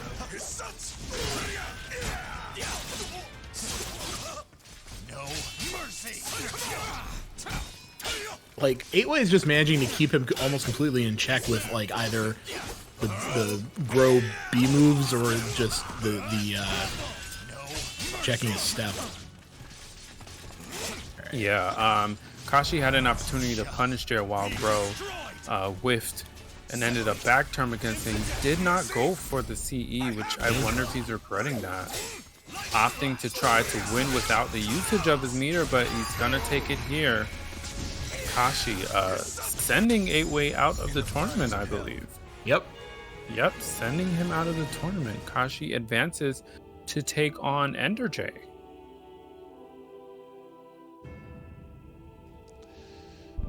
So next, we're gonna get Slytiger and Linkorz. That's a really good one.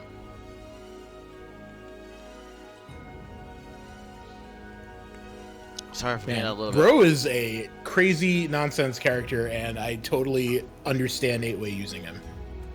Having seen that, you know, it's just kind of like fits actually. Alright, Very much suited to his personality. sorry, and I playstyle. just got back. Who Stage won of that? history retold. Oh, they can't hear me. Linkorz oh, and sorry, I Winter, just got back. Who won that? That was Kashi that won Yeah, that's over what I figured.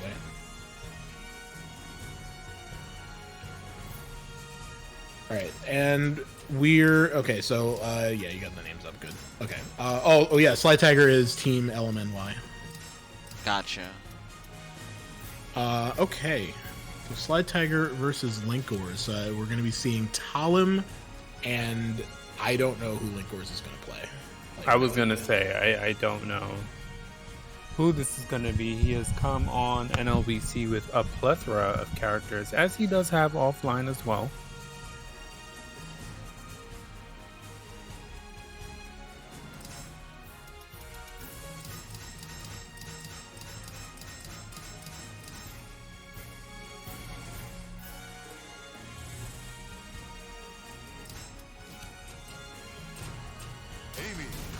Oh, It's he's Amy. with Amy. Fair. Shorty versus Shorty. Yep, little girl fight. We've seen this before. It's about The wind is calling. fight. We about to throw the move. And it's too bad JJJ had to go, because I'm sure he would have thoroughly enjoyed talking Right. about Amy continuously as the foremost Amy expert in all Expert. things Amy, etc. So, I mean, this is absolutely going to be a match that's played up close and personal. yep.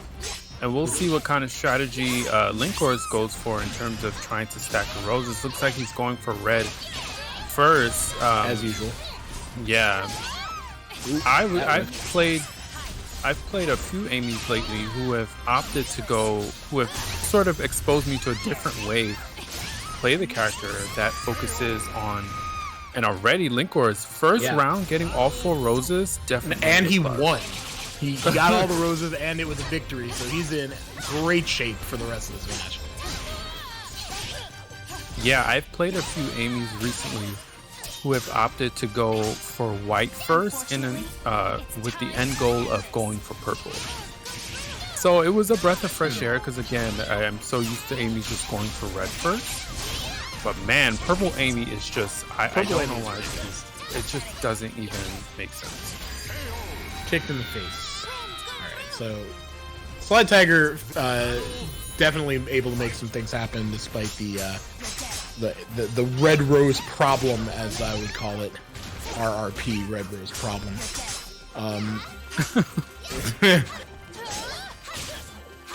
Another way of saying red rose perception, but okay. Yeah, red rose problem. Oh, he jumped over the 1B, or whatever that is. It's gonna be some good damage for Slytiger. Let's see what he does with the Oki. Beefy Talim wall damage. Oh my god, I can't believe that. Linkorz. What a play. What? We need to flip that immediately. All right, Just the listen. and this is a critique that I actually had for Sly before. Is like something like that, clearly you're going for the running low, and I mean against someone like Linkorz, he's gonna do exactly what he just did and just have you fall on the floor and embarrass yourself. You say that, but I've actually played against Sly before where he did that, and then I ducked and got an Ada beefy mid to the face for it. So it's a mix up, you know. It's a legit you mix go- up, I guess. You can go either way. That's you gotta I fool stand people. corrected. You gotta I you stand. have to condition people, right? You gotta slide at them so they know that you're gonna do it, and then you do something else, and they're like, "Oh crap, didn't see that coming." All right, we're in Talon Soul Charge now. We're gonna have Link green gets stuff. clipped by it, and again, Wolfing in the feet. wow, just completely interrupts her. Time to bed. And Again. punish. What a nice whip punish.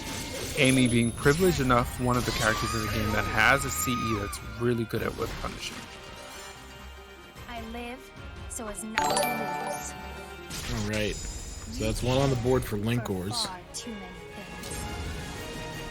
I don't see any reason why Sly needs to change the stage, so Yeah, I think Seems this is a reasonable. good stage for both characters. yeah, it's I mean, it's it's not fairly like neutral. they have. Yeah, it's not like they have a choice really. They have to get in to fight each other. Right.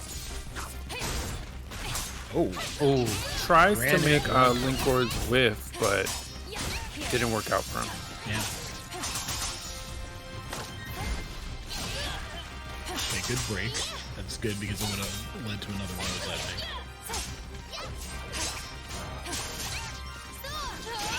Uh-oh, big whiff. All right. Whiff City. And the en passant.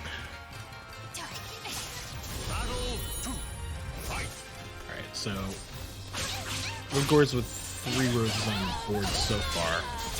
So that's up around, that's still pretty good though.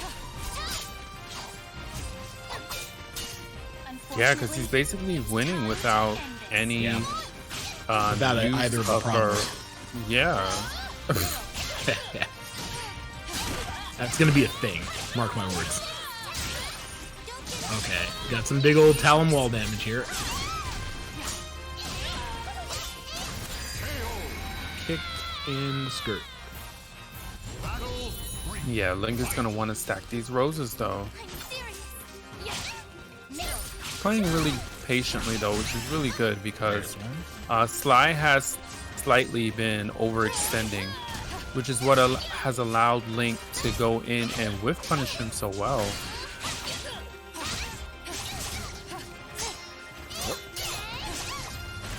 And right as he tries to escape, Linkorz knows what's gonna happen. Stops him in the head anyway.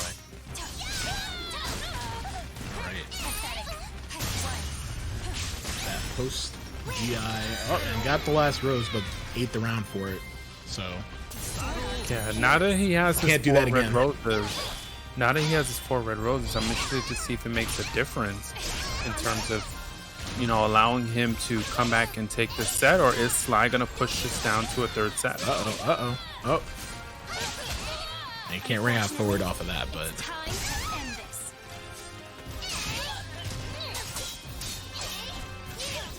very good stage positioning for Sly. But the Arnie did not work out. Here's a gift. Why? I dedicate this to the wind. Okay, looking at a cancel here. What's he gonna do? Dedicate this to the He wind. did it again because Again. okay. And then the okay, but he's not closing it out. And just completely shuts down any option from him is Linkorz. Sly, I feel like Sly had it there and couldn't finish his food. Oh, this is all gonna hurt a lot. Yeah, he's got his full charge to get out of this Amy shenanigans and put on the Talim pressure because you know Talim is really not gonna win unless Talim is the one putting on the pressure. And oh boy. Okay, almost got out of danger, but not quite. I mean, he really just smothered Sly, just smothered him, you know, the good old Link, not even Link, the In good his old crib. Amy pressure. Literal children murdering each other. Yes, now someone call their parents. Yeah. This is inappropriate. Somebody call Raphael. Somebody call I don't know. Some wind goddess. or Yeah, whichever wind thing is responsible for Talim. All right, so top 6. We're gonna continue on in losers. We're gonna get Enders and Kashi in here.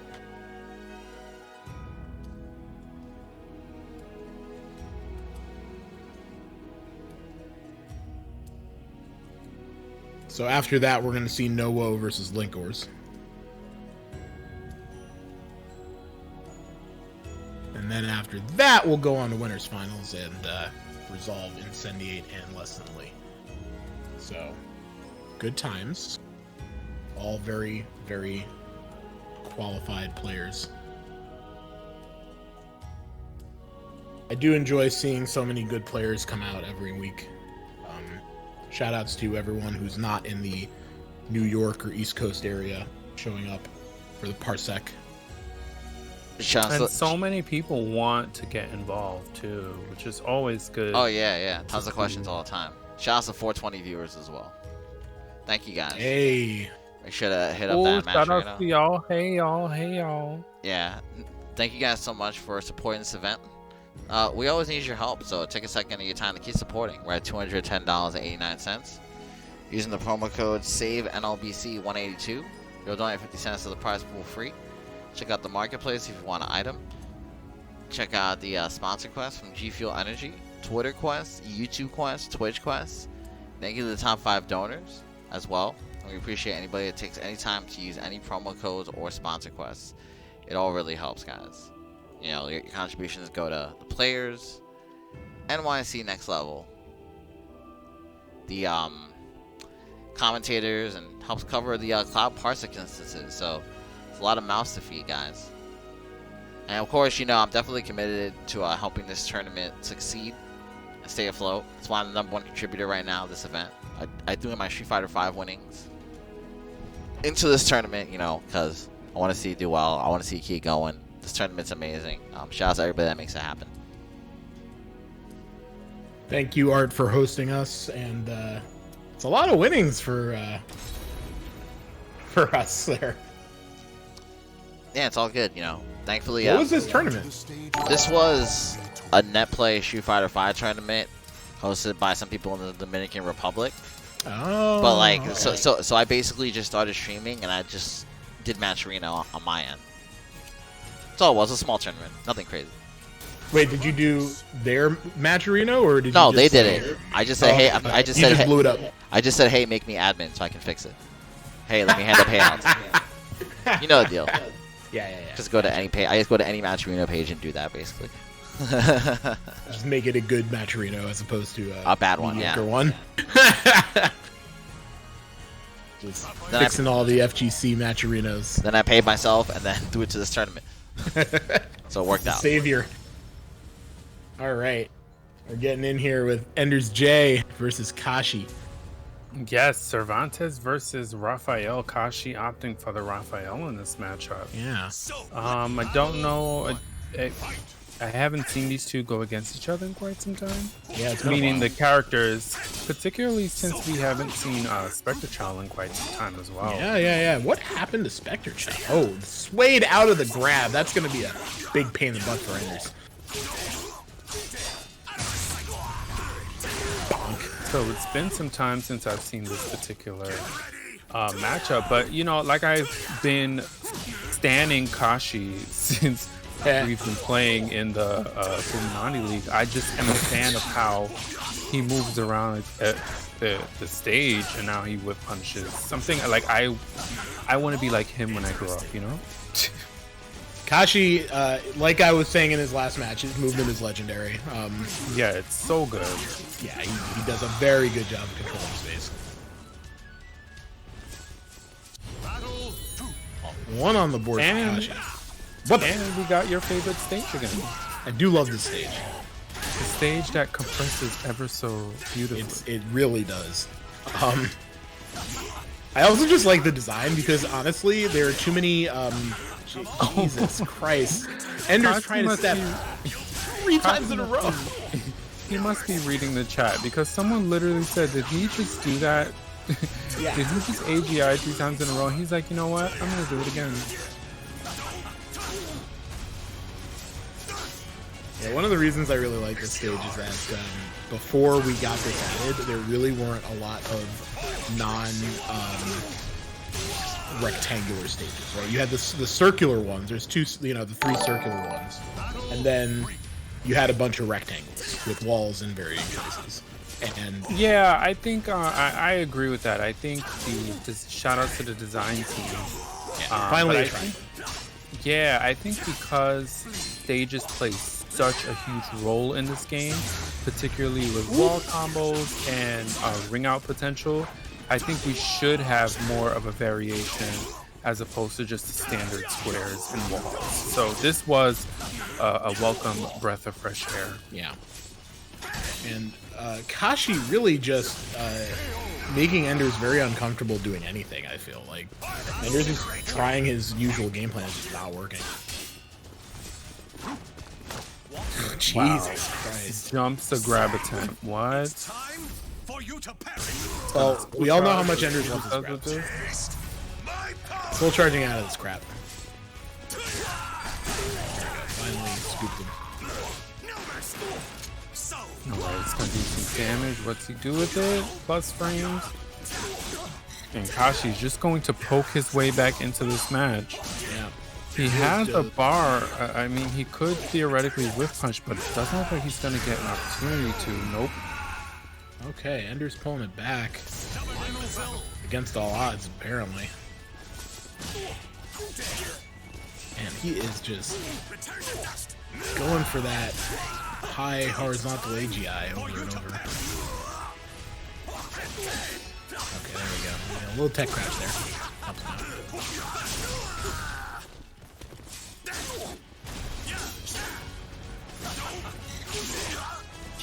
Jeez. Oh, nice whip Yeah. punch by Kashi, but doesn't get a full combo off of it. Damn. Alright. Snagged his movement with the grab there. Okay, I agree with that. The soul charge there just to prevent mix-up dying. And I mean, I'm sure EndersJ is seeing. Oh no! Oh, that was the timing! And I'm sure EndersJ is seeing that Kashi is not breaking any of these grabs. Which is why he kind of kept going for them. But during that last sequence, Kashi taking it with the 2B. Yeah. The thing I want to highlight is you saw that RI on the soul charge. Like, Enders called it right, but Kashi just delayed it by like just a little bit and ended up getting it off. That was sick. It was like a, you know, second level Yomi thing. God, he's getting so much mileage out of that. He's just, Enders keeps stepping and it keeps. And I not wonder working. what does it GI? There's got to be a reason why he keeps throwing it out there. Well, it is a, you know, nice quick high, and yeah, that's a good question. Hey, chat, does anyone in chat know what that GI's? That move GI's there?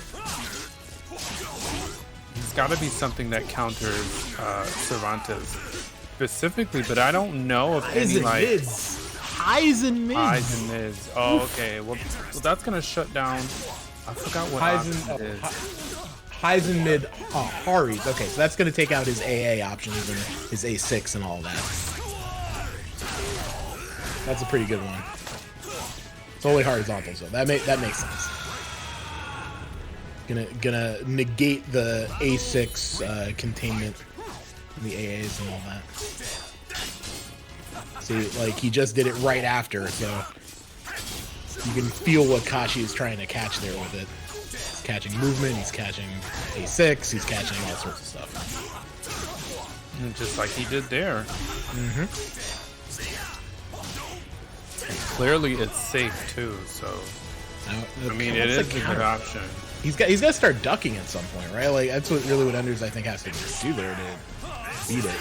He's just getting like, oh, you can't Hardy Wolf with the info in chat. Thank you. So because it goes high mid, you can't you can't just duck the whole way through and beat it. So that's a problem. Real problematic move. it's time for you to All right, Kashi gonna soul charge. Smart. See what he does with it here. Doesn't Good finish duck. the AA attempt. so be it.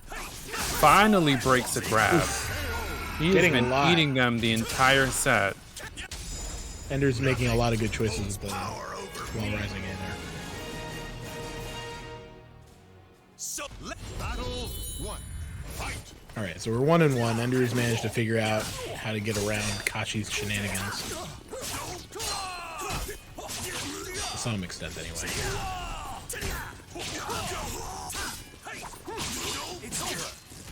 Right, gets that sequence off. Plus frames. Right, that should be a note that Kashi makes after he gets his plus frames, and the Jade's gonna GI. Let's see if he makes an adjustment. But again, I mean, he's been eating these grabs. Yeah, it seems like now that Enders has figured out what to do, Kashi is starting to mix in more of the Raphael B sequence, 6B sequence. Oh, 1Ks. Bopped it in the noggin trying to Barely, just the very tip. Right. Oh, nice. It was a little too far away there.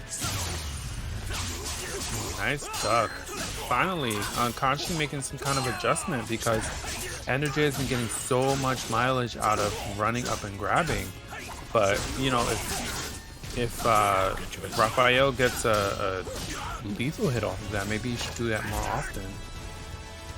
But I'm sure EndersJ is going to mix it up any minute now and run up 3B right when he needs to. The EndersJ special. Figure out exactly when the 3B needs to land and then do it. Ooh! Oh, never mind. Maybe he just gets stepped, right? Uh-oh. That's looking bad. It's going to need one more sequence. And again. It hurts to watch. He's onto him. Enders, use your meter.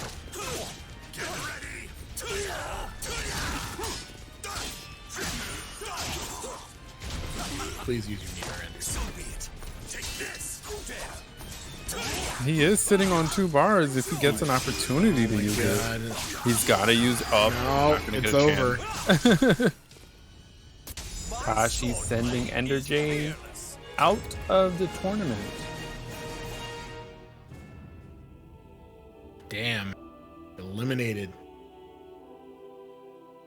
Alright, let's move on to Nowo and Linkorz.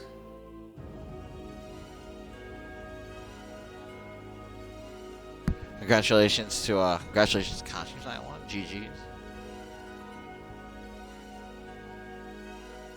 Man, Kashi really figured out the anti-Enders move there. Like he's saying in chat, that A plus B is it's a crazy move. Basically denied him all of his usual game plan. Yeah, definitely. I think it was a good strategy from Kashi to rely on the AG, the auto GI that Raph has, but also I think a really good adjustment towards the end was picking up on EndersJ's tendency to grab. He wasn't able to break them, so what better way to deal with them than to just duck them?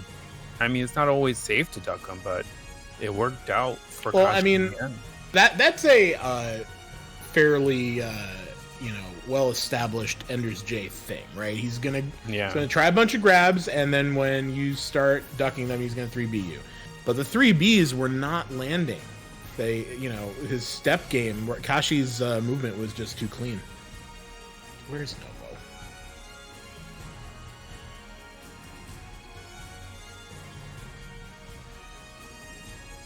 Just waiting on Nowo to show up, and then we'll get started, folks.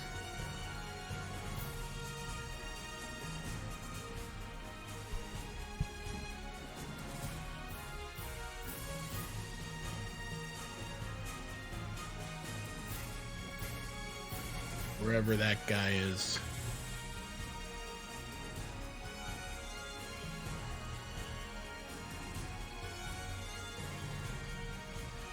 Alright, looks like he might have shown up now.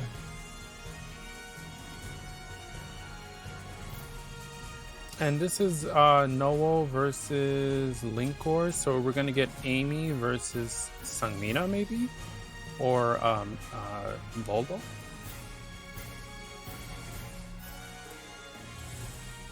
He's been playing a lot of Voldo.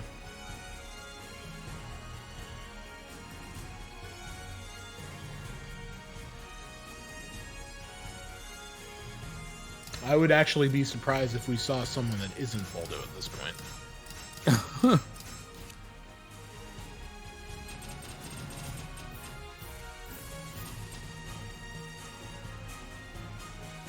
Wait, did Linkorz go for Groh? No. I think they're just trying to get Oh, okay. Button checks.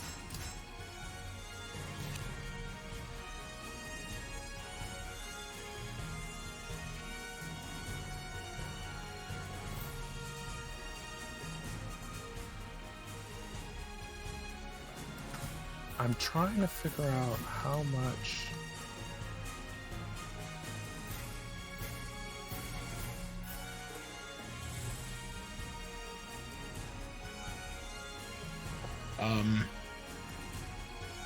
We might need a blind pick. Is that what's happening here? Might be. Hold on, I'm finding out. Give me a second, folks. Come on, guys. Come on.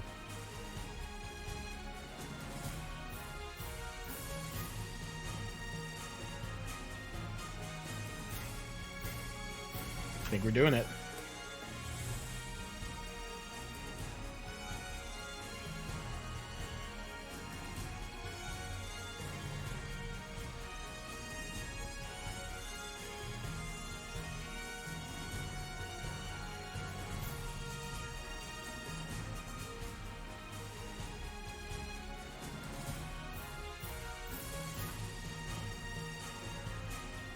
All right.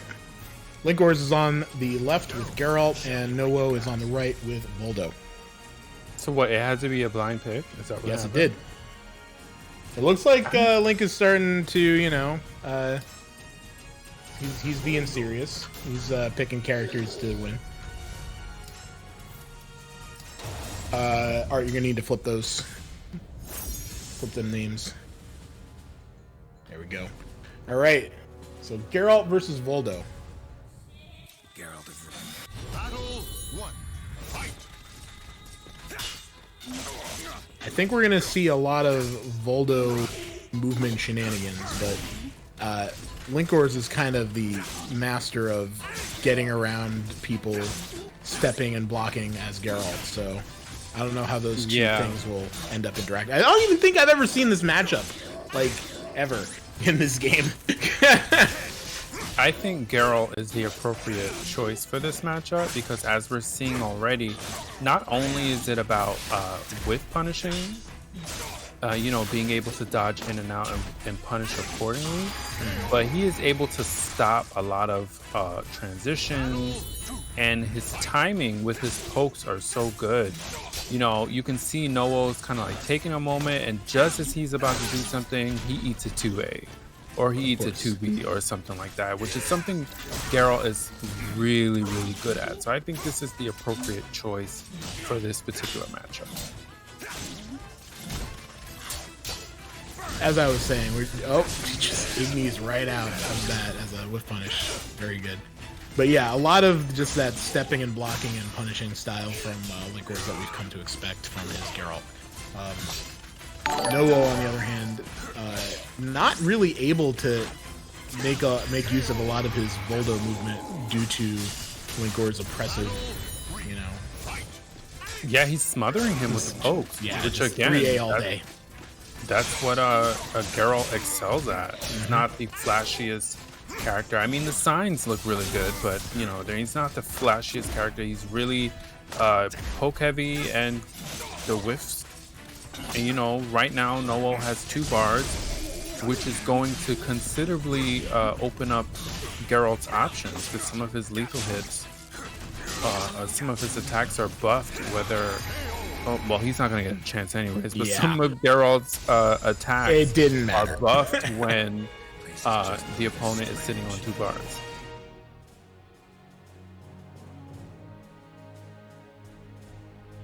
All right.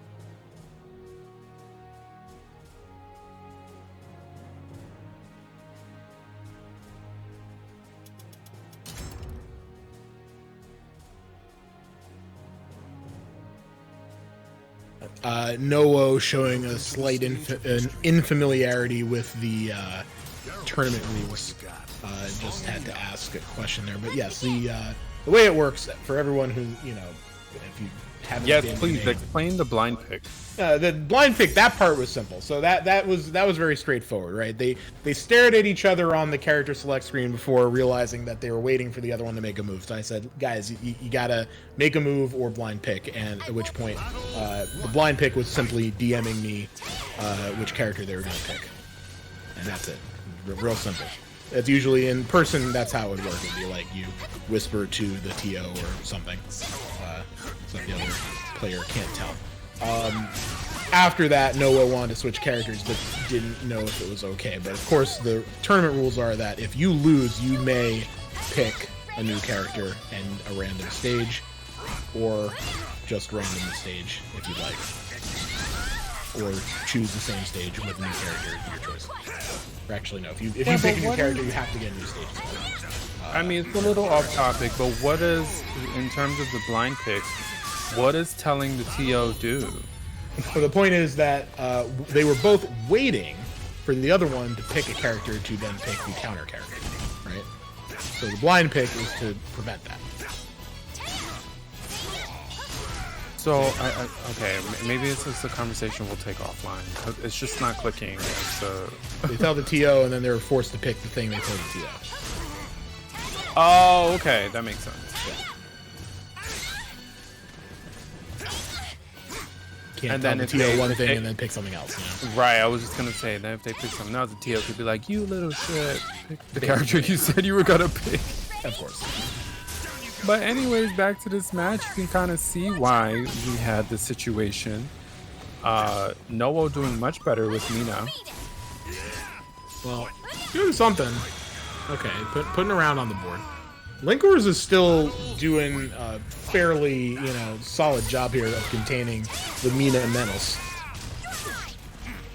The Mina menace, I like that. Let's get that on a t-shirt. Just as I say that, right on point. And here she comes. Here she comes. Bye. What? How is he still in? Okay, well, you don't need to be by the edge of the ring at one life. 6-6B to close it out. All right, Mina Menace looking pretty sweet for Noah here.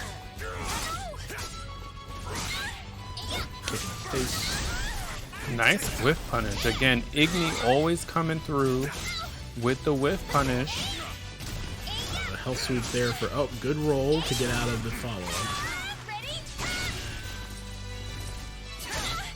So it doesn't even seem like Noah fears being up close against Geralt.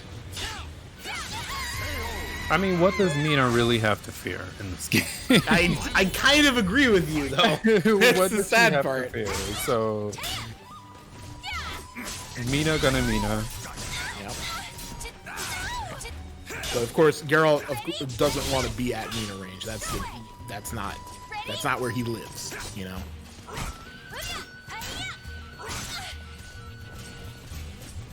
Again, So Linkorz now- taking his time, bobbing in and out, gets that Igni punish again. Such a key move for his gameplay. Yeah, that's With the punishment. cool thing about Geralt is that even at Mina range, he can do the long range vertical whiff punish there with Igni, the raw Igni. Oof, hard to close it out. 2-0 for Linkorz, putting him in loser semifinals. Good stuff from Linkorz. All right. Well, we are going to flip back up to winners now to go see winners finals between Incendiate and LessThanlee.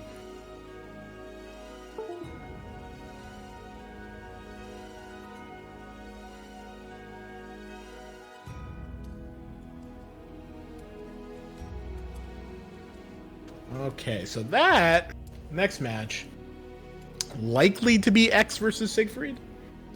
I'm not sure if I expect a an Ivy pick there from Incendiate. I mean, honestly, I can't even keep track when he goes to Ivy in a particular matchup. It hasn't been consistent from my point of view. He does what he So, feels, you know. Yeah, he goes at what I feel like Welcome to the stage it's of not history. necessarily the character matchups, it's more of like the player. I think I would hope that I'm correct in that analysis of the situation, but that's just because from my vantage point, he never. Are we going to his finals, guys? Yeah. By the way? we're- Alright, we're cool. fine. Yeah. Cool. I just saw a big donation from Nova Mage, putting us up to 300. Oh wow! Let me shout that out real quick before anything Yeah. else. Thank you so much to Nova Mage. Yes, he surpassed me. You know, of course. Thanks, pal. Appreciate it. Anyway, guys, thank you guys so much for the support. We're at $300 right now. You can use the promo code SAVENLBC182 for free 50 cents donations to the prize pool. You can check out the marketplace if you want an item, as well as the various sponsor quests you guys see here on the page. G Fuel Energy, multiple dollars to the prize pool, Twitter, YouTube, and Twitch quests. Thank you to the top 5 donors, and we appreciate anybody that takes any time to use any of the promo codes or sponsor quests. Thank you to Novamania for that nice comment in the match arena. And as well as anybody that's kicked down some real money, use any codes or sponsor quests. Does really help the tournament out, guys. You know, so we appreciate any support you guys can give. Getting there, getting close to that solvent point. Yeah, I mean, 300 really does help. Yeah. I mean, like typically like around like 400, 450. You know, everybody gets something. Yeah. That's like our break-even point. Yeah, but you know, even at 300, that's a big deal. That's gonna help out. Thank you. Okay, so we got Incendiate on the left versus lessthanlee on the right. Yes. Update these. There we go. And as I predicted, it's going to be an X pick from Incendiate. Yeah, I think after fully expected him. Yeah, I think after the 3A4 nerf, Incendiate really likes this matchup a lot more. Ooh. And was that a nerf on Siegfried's? Yeah, Siegfried's 3A4. It had a lot of pushback. And what that would do to this matchup was it would, you know, it's a mid horizontal tech crouches, makes it hard for Xianghua to stay in on Siegfried. But they nerfed the pushback in exchange for making it actually hit properly. That move right there, you see the little okay. spin-a-majig, yeah. So that the hitbox on that was incredibly inconsistent, and they fixed it, but they also nerfed the pushback. So. And he gets a counter hit. He gets a combo on counter hit, right? I want to make sure I saw the correct. He actually does get a combo on normal hit with that. On the appropriate range, that is. If it hits on tip, he might not be able to get one. But yeah. Launched him right in the air. What does he do? And Lee trying to find his footing here, but just being the standard. Yeah, but look at how much damage he got off of that one step 3B. Not like it matters. Now he's going to be at like three hit points total. Alright, so mix ups. Nope. Soul charge right out of that crap. AGA him in the face. Get him with the soul wave up at top. Alright, here comes the spin. Oh, almost had it there, but 3K to close still it. able to clutch it out. I'm happy that his base hold A+B shenanigans didn't work, because every time that works, I just cry all over the side. So not real. Boom! In the face. That's what you get for taking your hand off the G button, fool. Xianghua. Can't be doing that. Damn, Siegfried gang talking that ish. See, this is what I'm talking about. Like, Getting a little aggressive. Getting a little aggressive up here. It's more like it's Xianghua showing the Xianghua privilege. She just gets to do whatever she wants. Nothing you can do about it. She really does. She really does. See? This is what I'm talking about. Alright, what are we gonna do with this soul charge? Good duck. And we didn't block the. Oh, that's good. Oh, splatting. Got some Oki. What are you gonna do? Good clash to get out of the situation. Oh, and that's gonna be it. When is it anyone else's turn? Never. Excellent. No It's always complaints here. Xianghua's turn. Always. Yeah, Xianghua is just one of those characters that I can do this. it's like she's just oppressive. Like, I want to press charges. It's too much. He actually A-slide B there and it worked, unlike every other time he's done it. Oh, nice duck by Lee. Just going for the guess on the grab attempt. Ooh. Ooh. Ooh, good spins. Okay. Ha ha ha. Scatter away. 9K, what? Back turned Chief Hold Shenanigans not going to work on Incendiate, no sir.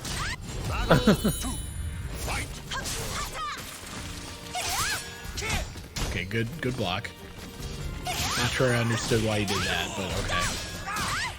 Mostly I think what I'm seeing here is that Incendiate, you know, basically can just keep poking with these launchers that go into like decent damage combos, like so, you know. What are you gonna do against 2-2B? Nothing. You're not gonna do anything. Oh, he stood up into it. This is gonna be a boatload. Hurts a lot. Oh, the crybaby taking him out of the OP stance situation. Nice sequence from Lee. Very nice. I mean, that wall, you get wall hit by Yeah. by Siegfried. Oh my god. Yeah, if you get wall splat by Siegfried, just like you fucked up. Woo! Oh my goodness, 4-4-8+B, what are you doing, Lee?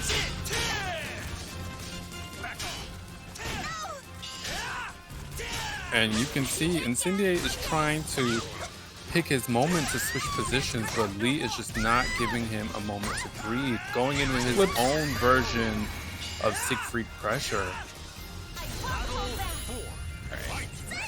So now, around here. Incendiate has 2 meters, and I really hope that he's going to use them, because he has a tendency to save all of his meter for... Oh, he blocked it. Okay, good. Pow, pow. Yeah, I have this feeling that he's going to save all of his meter for the, you know, being able to close out the... Oh, God. Please spend it. Thank you. Nope, there it goes. There we go. That flipped. Oh, good blocks from Incendiate. The stare down, I was really afraid he was just going to do something random and it was going to work. He's just kicking. And Derek, okay. Yeah, this is not going to kill, though. It's not going to kill, but it's definitely going to put Incendiate in a really good position. It's going to be OP. Doesn't get it. Gets the low. So smart. He went for the mid first, and Lee correctly held off, thinking that he was going to go for the low. But then he went immediately for the low as soon as Lee course corrected. He just outguessed him both cases. Very good stuff from Incendiate. Kick him in the shins. A lot of kick him in the shins. There we go. Oh, he's like, oh no. Good spin, but...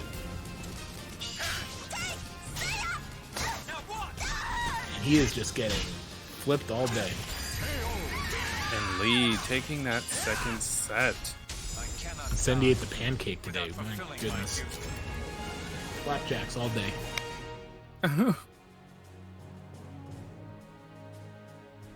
Welcome to the stage of history retold. To Ivy? We going to Ivy? What do you think? I wouldn't see the need for it. I agree, but at the same time, Jordan will often just switch characters just to mix up people in the brain, you know? Yeah. Regardless of the has, matchup. He has the time. I mean, it's first degree. So but he's opting not to. Staying with X. Just taking his time to think, which is also a thing that Incendiate's good at doing.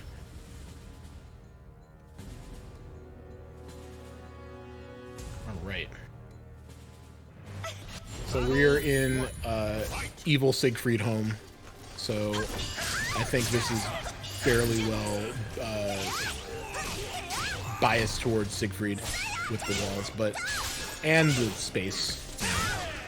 Oh, she just did it! Turn shenanigans. It hardly feels like shenanigans. He had so much time just to hit all the buttons and just did not get blocked. And Lee is pulling out a lot of random moves today that I would not have expected. Good break. Repent! The long lost. Lethal Ooh, hit. what a sequence. Yeah. What's the requirement for that lethal hit? Does he have to be That in Dark is- Legacy? Is that Yeah, why? Dark Legacy counter hit 3B.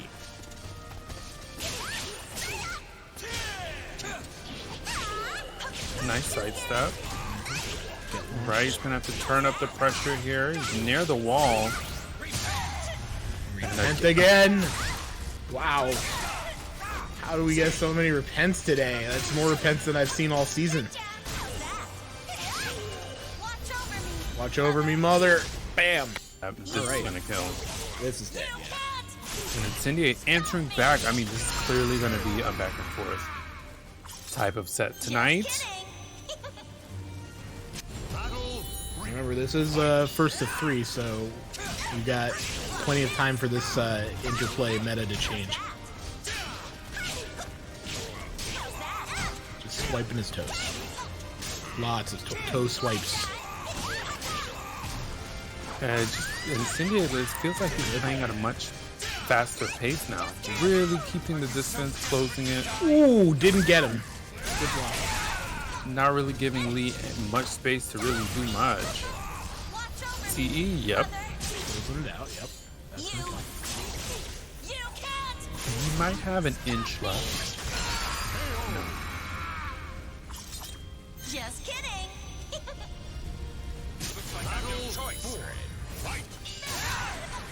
Good AGA to keep him out of space. Oh no, the A slide feature today to A plus B. Oh gosh.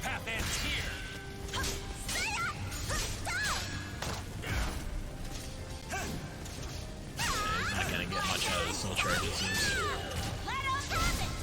Let him have it. Oh, there we go.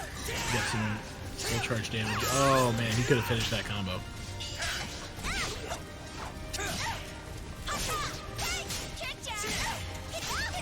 Kicking their toes. Now see there, he went for the 3D, but it didn't matter because Xianghua was there with he doesn't even have to have any frame advantage, just faster moves. Alright, so it's 2 to 1. Thanks for the exercise.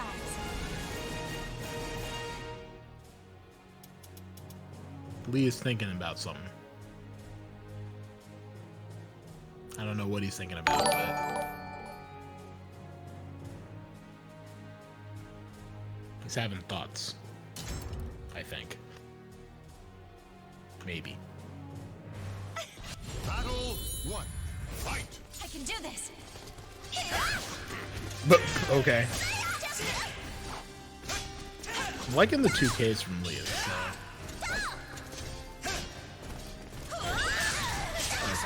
Good punish for the whiff. Incendiate, alright. He's got chicken tendies to eat. Let's go. I feel like,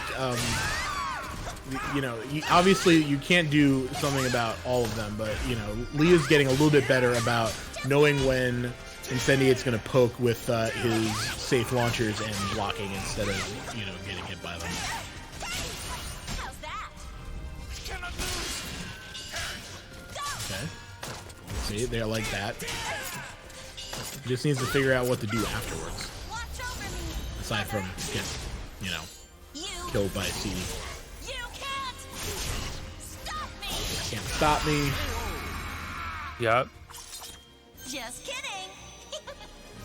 K-pop song just popped into my. They have a song called "Can't Stop Me." Shout out to the Twice stands out there. I'm with you.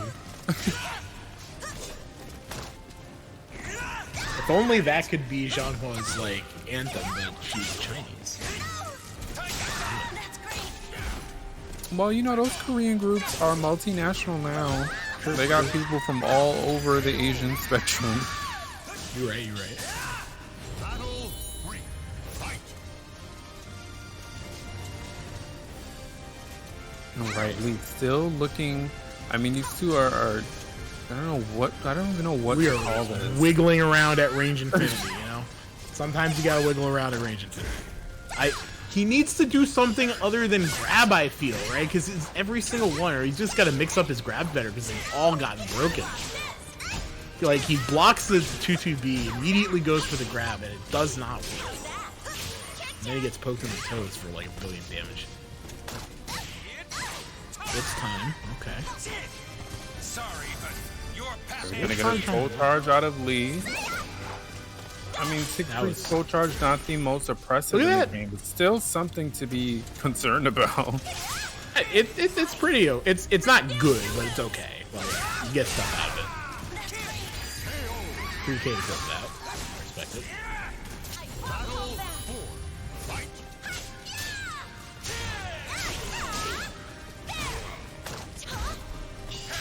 Good break there, finally. Yep, okay, he did the right thing against the back turn chief hold there. Ooh.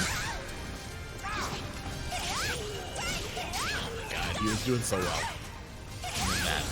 Oh my god, again!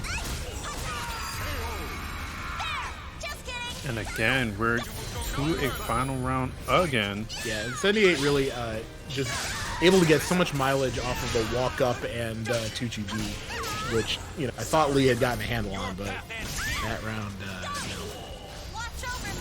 okay. Watch over me. Got one more of those in the bank, saving it for the close out the round, I believe.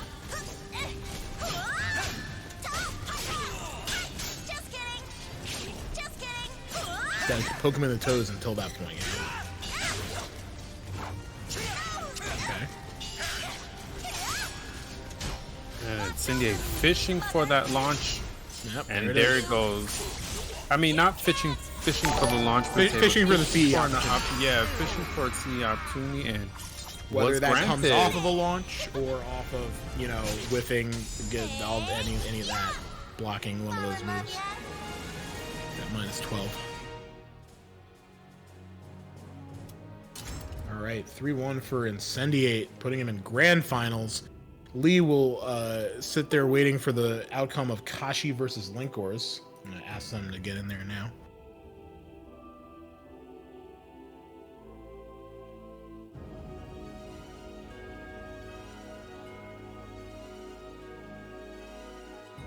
All right, so here we are in losers semifinals. We're gonna have Kashi versus Linkorz.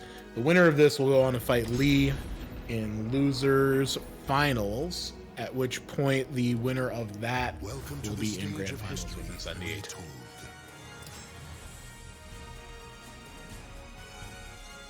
As always, thanks for watching. Please donate to the Matcherino so that we can keep doing this.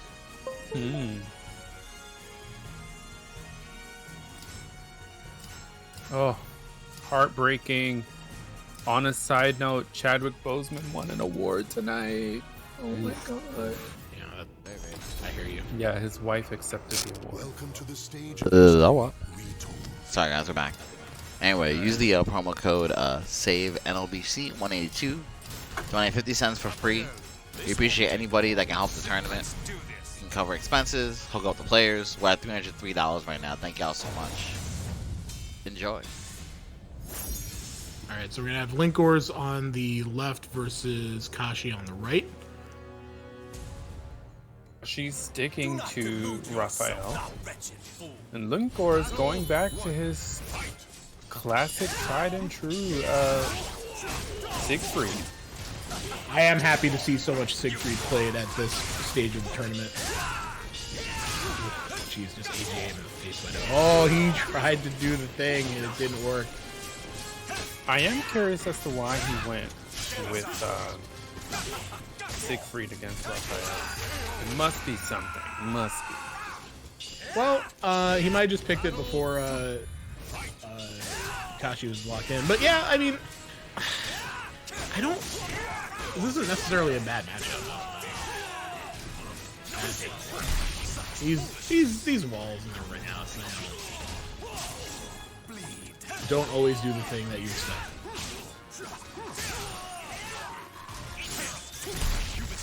That could have been the tech crouching. Well, I don't know. Maybe I'll ask him later.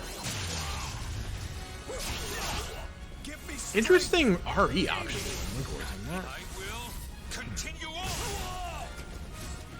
sure why he thought that was Ooh, had Kashi's timing down there.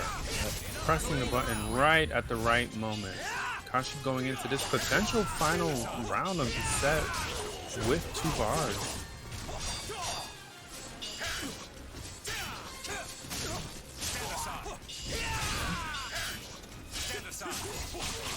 So a lot of pressure between the plus frames of B4 and the explosive motion of the side B.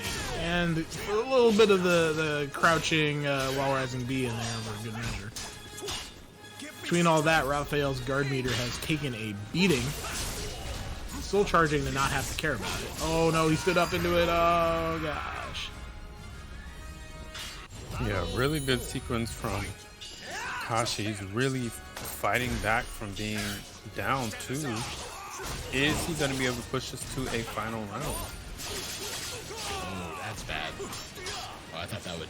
Plus frame. Never mind. And he's been doing a good job at just interrupting. Ooh, nice side stab. Going He with is living. Like, just like Flash and Red doesn't care, hitting you with his 8A plus B shenanigans. Alright, going for the E. You step him out a lot, so you gotta mix it up with the A, even though the A is like not the best. Yeah, you can see Link is looking to break that guard. That is going to be the key to him winning.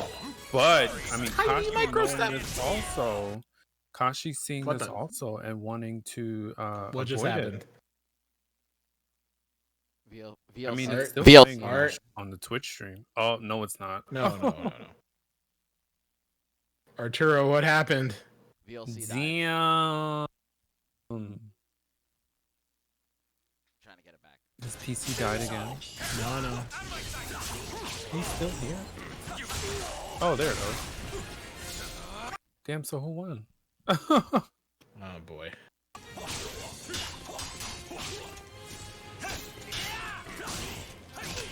Sorry guys, VLC took a dump on me.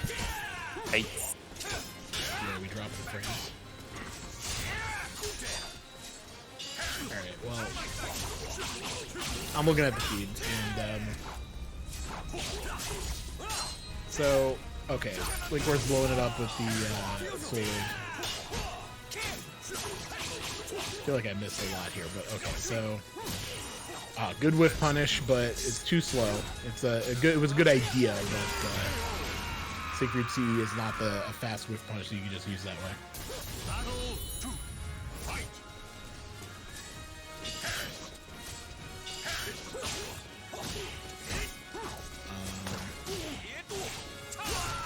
Got him with the grab. Art, you may have to just restart it one more time.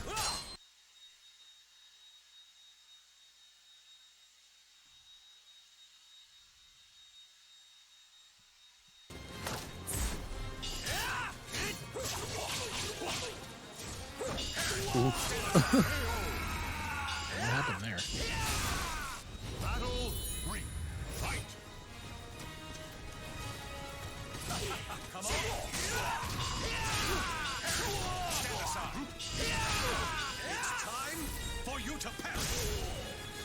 Alright, well, anyway. And I mean, it's so funny. Before the crash happened, Kashi was in the same position with his gauge punching. Yeah, tons of, obviously, he went for the guard break there with the able speed, but good RI. Correctly stayed on the ground there.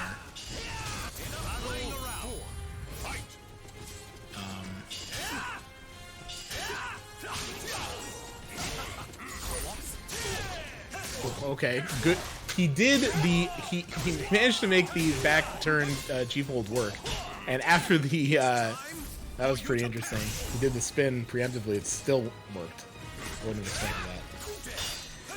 Okay, dealing with the A doesn't supposed to be a little back step, but And there we go. Finally, goes the guard break. finally got the guard break.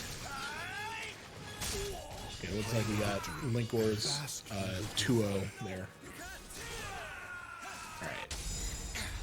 Now that the match is done, alright, what happened there? VLC took a dump. VLC just died. Oh, he can't hear me. Oh yeah, what happened was VLC just died. Great. Yeah, and then when and then restarted. You know, not like the stream crashed or anything. But, Yeah, VLC just took a shit. Unfortunate. Okay, well that was a 2-0 for Linkorz. Yeah, my apologies, guys. You didn't get to see the match. And then when I reset the second time, it didn't keep the aspect ratio. Welcome to the Good lord, stage of history right? retold.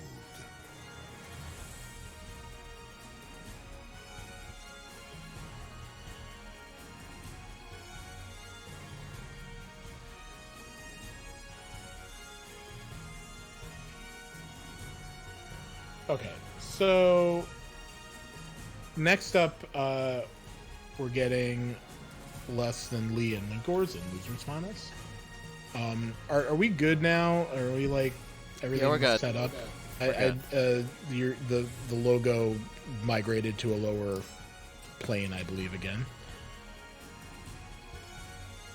And Linkorz is going to hit the bathroom, so this might be a good time to just, you know, take a little break. Yeah, give me a sec to fix everything. So much for subscribing. I feel like everything exploded on me today, guys. But you guys have still been so patient and kind. Thank y'all.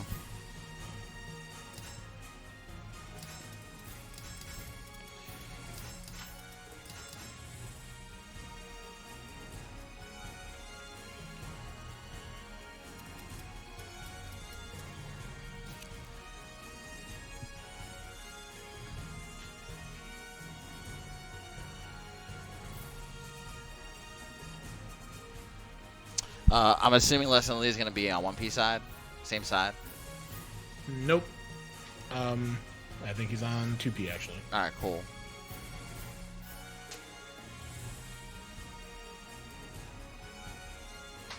Oh, thank you to LaserDude for the subscription, by the way.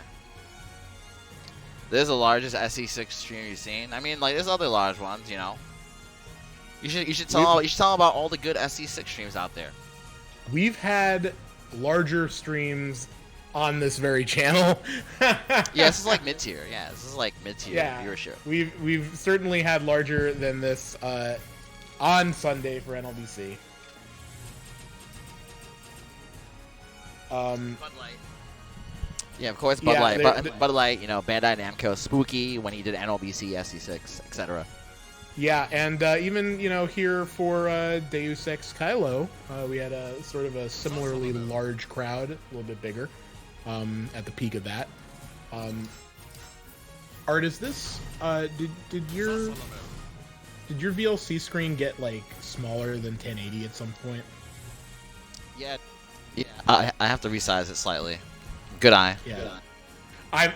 You see, I'm looking at it, and I have the my copy of it up next to it. I'm like, this is definitely resized.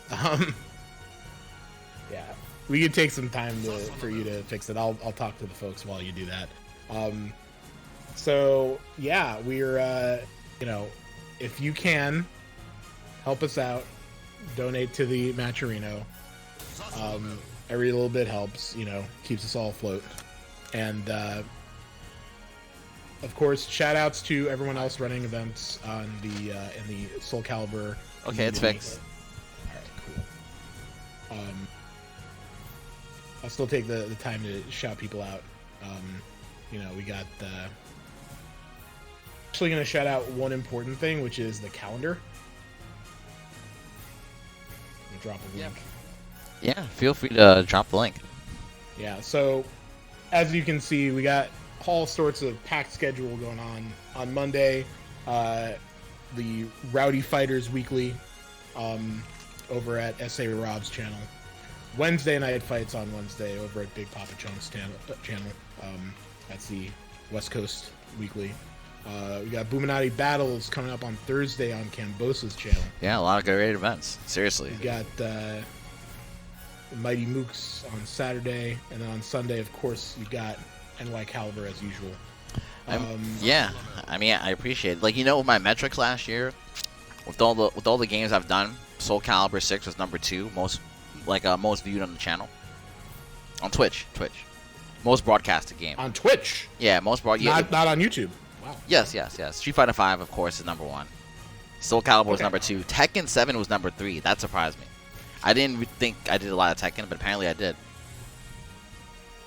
All right, we're gonna get started with this losers finals between Linkorz and lessthanlee. I will end this nightmare. All right, so we got Lee on 2P. We got Linkorz on 1P, rocking Groh. And yet again, another character switch from Linkorz. Battle 1. Fight.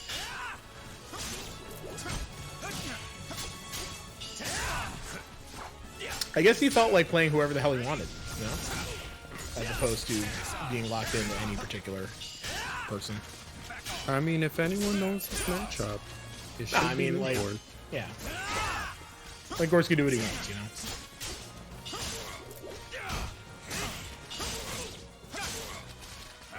He could really. He's got a huge stable of characters to pick from, and I don't know if Groh into Siegfried is like a specific choice of his, but you know, certainly if he feels like playing Groh, he can make it work. Big Nice damage. read by Linkorz. It almost feels like he's setting up Lee to make these decisions, and he already knows how to counter them. Chess, not checkers. Yes, chess, decidedly chess. No, I mean, because if you think about when I was doing my research on fighting games for school, I spoke to this, I think he's a Street Fighter guy, and he was explaining to me that fighting games is like a game of chess. You know what I mean? Like, you make these moves have consequences, but also, nice with punish by Lee, but also, you know, and I don't know anything about chess, but it's supposed to be a game where, you know, you kind of have to preemptively make these moves and kind of know what your opponent wants to do down the line. So, you know, I think that kind of analogy works for fighting games, especially at high level. Okay, enough about my research. Oh, of course. Like that's the thing. This is you can expand that to just game theory in general. Chess is one of those things that people use as like anytime they want to make a game theory like point or analogy or explain something like that, they will use chess as an example because it's one of those like oldest games that has that kind of decision tree stuff. But anyway, Soul Calibur, yes, it's a lot like that. There's decisions to be made. And you're making decisions based on what you think your opponent's decisions are, like Groh deciding to grab Siegfried in the face and then soul attack. Nope, and I mean, not... every time he's gone for that, Linkorz has countered it correctly. I believe, what is it, high-low? The guard break? Yeah, Yep. he has gone for the jumping. Or low-high. Low-high, he's gone for the jumping kick. As in, you need to duck them. So yes, you were right. I was saying what you have to do to counter it. Alright. Nice interrupt by Linkorz. You want to dance? Hold this sequence. Never dance at Linkorz.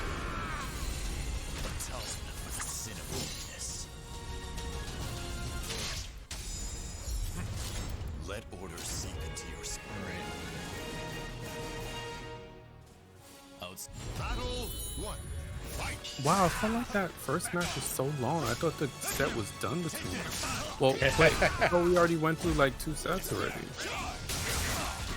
Finally lands that. What is the input of that card break? By Siegfried, the low high. That is A plus B.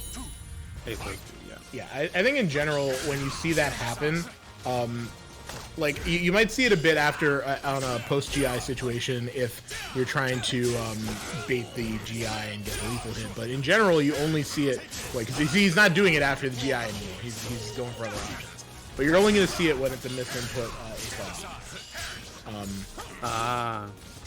probably not an AGA, especially not if it's Lee doesn't AGA with A plus B. But it's going to be it's a failed A plus B.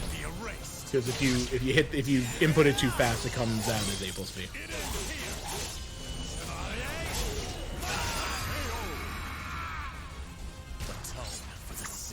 Linkorz, I mean, punishing with the CE again. You do.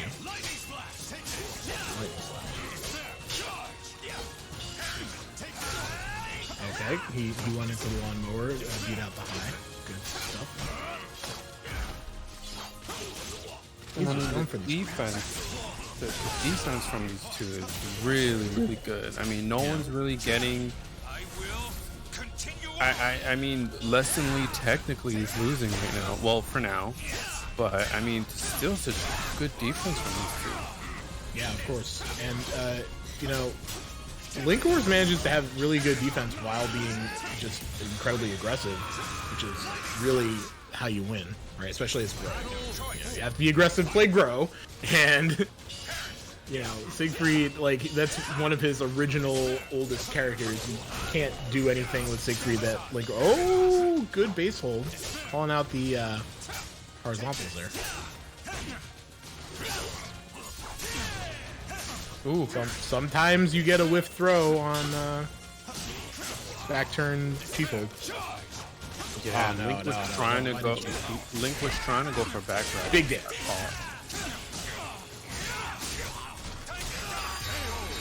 Huge wall That's damage. Ridiculous. It's like Half-Life. A little bit more than Half-Life. Literally Half-Life. It's a little bit more than Half-Life. Ooh, not see. You know, you try to use Soul Attack to do the whip punish, and then Groh doesn't have any. Anyway, still getting some mileage out of this Soul Charge. Soul Charging right back. Put him in the Groh Blender. Nope, I'm gonna try and do the Groh throw. Ooh, that's gonna hurt. This is gonna be it. And lessthanlee 1-1. Bringing us down to a third and final set in this losers finals. Battle 1. Fight.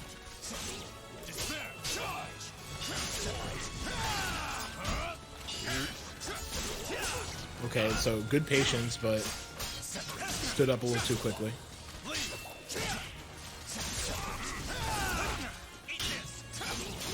I think the 6AA would have worked there, actually, if he had done that instead of 6A hold.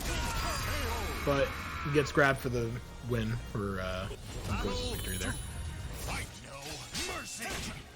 I'm not sure what, you know, I feel like Link is really controlling the pace of this a lot. Occasionally these, you know, like, Lee gets like a big damage something off, but in terms of just the number of encounters that are going Linkorz is like, oh, good, never mind. AGAs are paying dividends. All it takes is one thing where you don't do the right thing, and then suddenly, oh, that's gonna hurt real bad. Oh, it's not gonna kill them. Blocking 3K, punishing victory.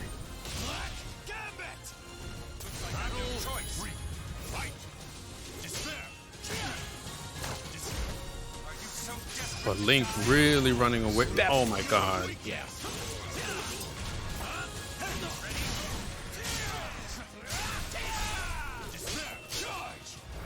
Yeah, it's hard to punish that one because it puts him so far away. Groh shenanigans. Or just, wow, I expect, okay. I mean, that all worked. I just expected the Soul Charge Groh, you know, to be a little bit more unga bunga. Linkorz was very patient there and managed to just bait the whip and punish it, or, you know, bait Lee into doing something. Yeah, I mean, I almost feel like despite Link being really patient, is the 3B, does that suddenly become safe in Soul Charge for Groh? I don't think so. Or maybe there's an extension that I don't know about.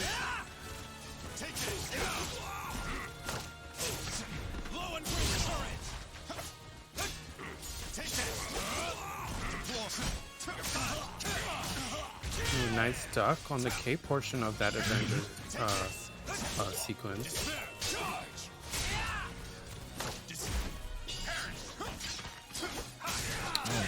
That was almost perfect from Lee there. He stayed in base hold and just got out of there after the rift. But all Linkorz had to do was hit a bunch of buttons to close it out.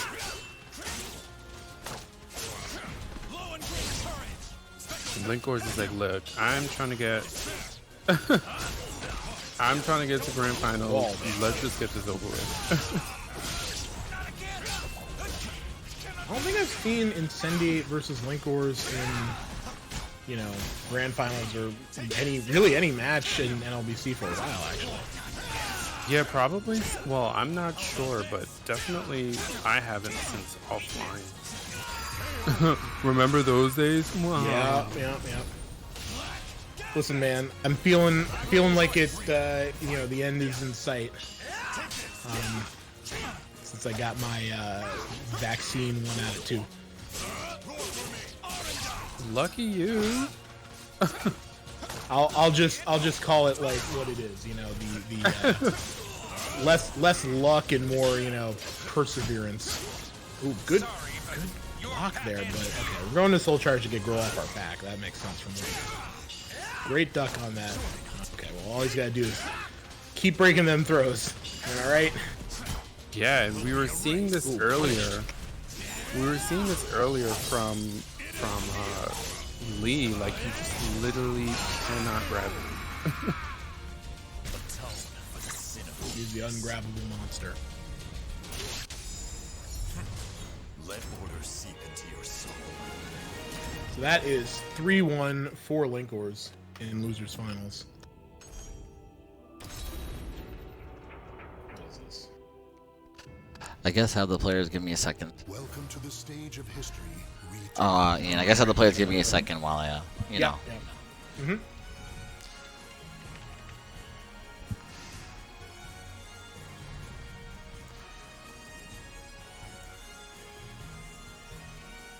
All right, looking like NLBC Grand Finals though. Incendiate coming from Losers.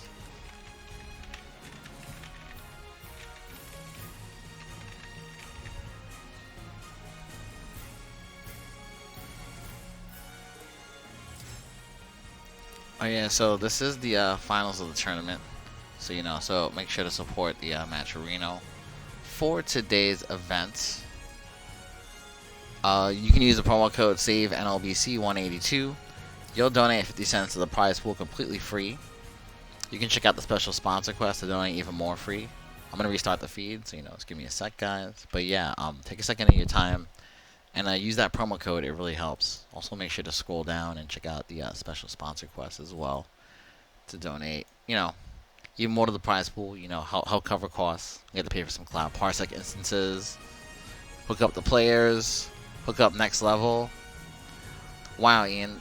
Now when I open it a third time, it resizes properly. It's crazy. VLC's crazy. I don't know what to tell you. Yeah. Alright, anyway, guys. You got some competing monitor resolutions going on? I have two. I do have 2 monitors. I do. But, I have the DisplayPort monitor. The dual DisplayPort and the HDMI one. Mm-hmm. But they're both in 60 hertz, even though it has a 120 hertz mode. But yeah, the DisplayPort monitor does act a little wonky. Yeah, it looks way better, right? Yeah, this looks correct. Yeah, I just have to fix the cropping. Aspect ratio slightly on top and bottom. We're anal about this stuff, guys, which is why make sure you hit up the Matcherino, because we obviously care about your Soul Calibur viewing experience. No, look, that kind of resolution drop is just like really readily apparent to me for some reason. That's like, good. When on the text, it's always the text. I'm glad you show me the screenshot, because then it makes it way more clear. Yeah, exactly. You see the part I cropped. That's how I can tell, because even if the the movement stuff, it looks like you can't really tell. You can always tell on the sharp edges. Oh yeah, so Linkorz and Losers, Incendiate and winners. But yeah, everyone hit that Matcherino. Yeah, definitely really help us out. Yeah, really appreciate it. Thank you guys for getting us $307 so far. Once again, guys, Marketplace, sponsor quest from G Fuel Energy, Twitter quest from the FGC, YouTube and Twitch quest from the FGC as well. Thank you to the top 5 donors. I'm still number 1. Like, it would be really amazing if somebody topped me as number 1 for this event. $100 is hard to beat, man, for a single donation. Nova Mage came close, but Oh. came close. It'll He put us didn't in quite make it. It'll put us in a pretty good spot here, though. But It yeah, thank you would. guys for getting us $307 so far. We can get to the grand finals. Could let it rip.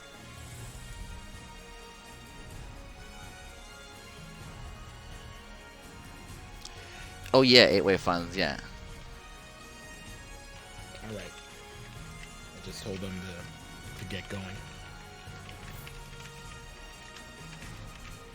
All right, not like we've never seen this before. Linkorz versus Incendiate. Oh, okay. Well, that's cool. Let me go fix that, I hope.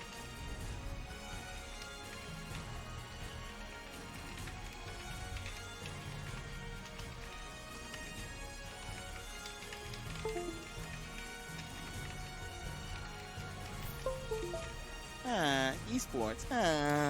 Sometimes when connecting and disconnecting from Parsec, it decides the controllers are not going to work. It looks like Incendiate ran to the bathroom, which is another NLBC classic.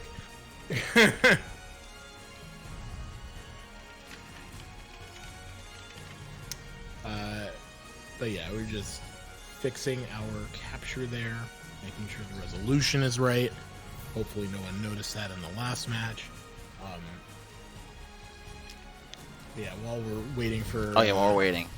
Oh, never trust the manufacturer. Well, I mean, I trust this one. I see you guys asking about the monitor that I use. This is the one you told me about. That Yes, with yes. The, oh man. Yes, I'm using the Zworks X38 kit. Here, look, I'll show you about it real quick. Look, here's the most important part related to tournaments. No latency integer scaling solution is ideal for responsiveness. Again, no latency integer scaling solution. There's no monitor that does 0 lag yet, except for this one. I hope like some other manufacturers actually start doing this soon, because this is actually a hack of a Samsung monitor. Actually replace the guts and put in a new parts inside. Yeah, they're replacing the controller using the panel. Yeah, the using panel's the panel. capable of doing this, but then you take the controller and take all of the processing out. Replace it with something incredibly fast, and there you go. All right, here it is: Geralt versus Xianghua. Two fast, one-handed sword characters doing one-handed sword things. Definitely. It's going to be a lot of spacing from Linkorz for sure. And I mean, we've seen Geralt tonight already several times. But you know, Xianghua is going to Xianghua. Like, characters, no matter who they fight, they're going to do what they're good at. So.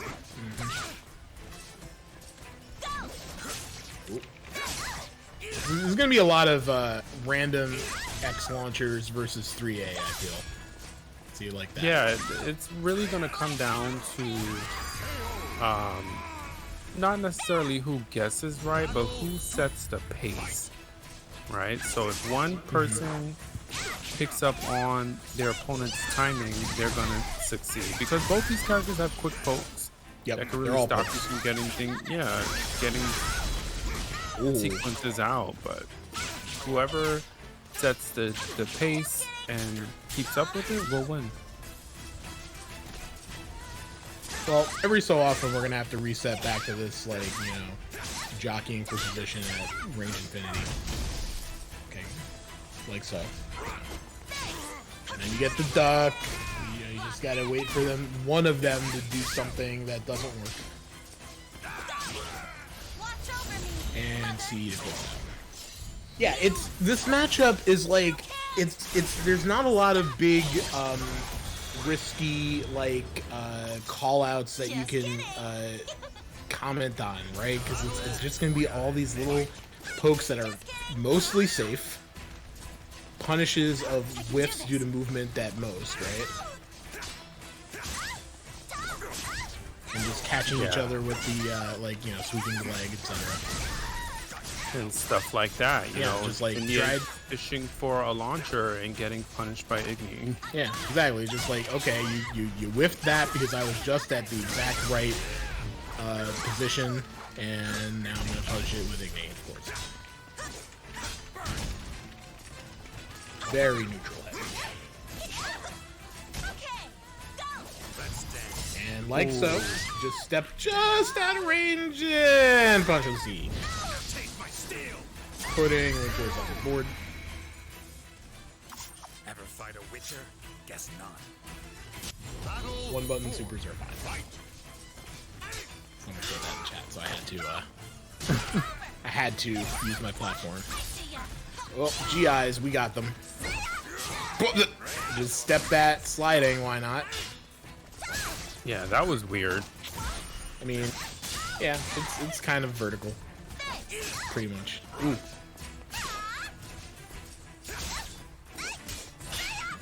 The famous Linkorz Geralt backstep.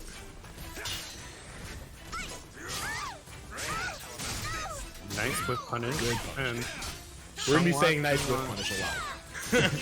Xianghua sitting on 2 bars. Just immediately using one with this launcher. And looks Can't like stop me. Incendiate is gonna take this first set. He is 3-1. All right. Just kidding. Thanks for the exercise.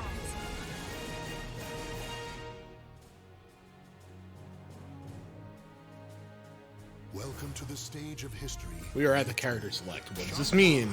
I'm ready. Going to Amy. People talk. Went from longsword to rapier. How's this gonna play out? From one-handed sword to a different type of one-handed sword. I like it. Battle 1. Fight. This one will be more floral.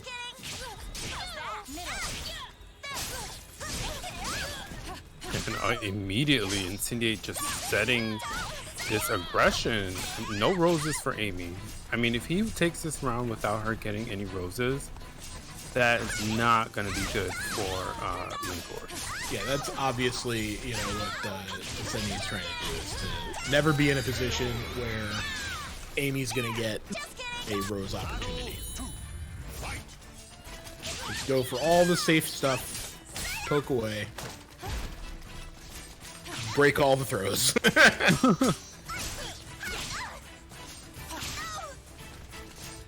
And 3A putting in work. Nice whip. Really looking to stop some of that movement from Xianghua. We poking each other's shins as we do.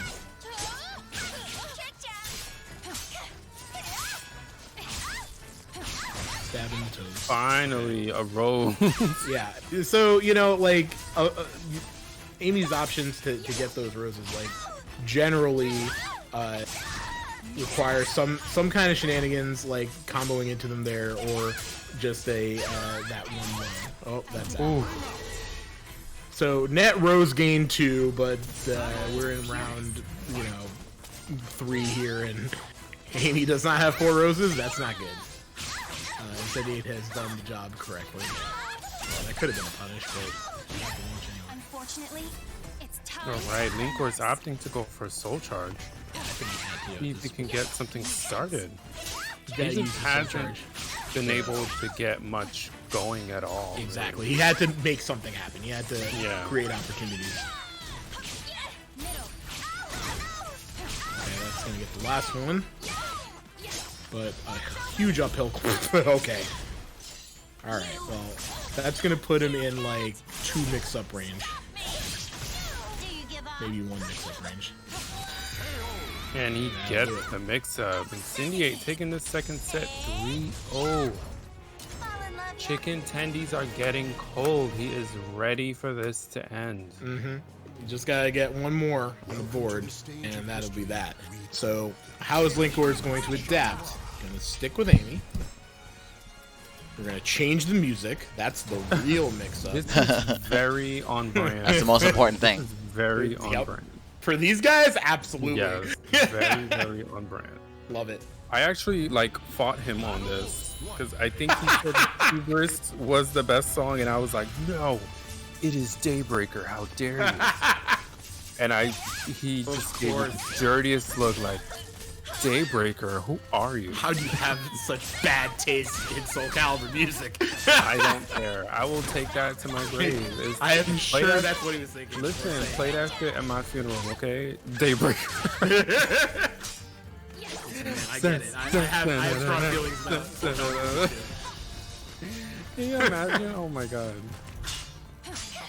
But anyways, So he finally got another toe poke in there for the extra rose, and I think that's like one of the only ways he's been managing to do it. Bops him out for the oh man, Incendiate is just like not letting this man breathe with any character. Alright, finally got his perception problem.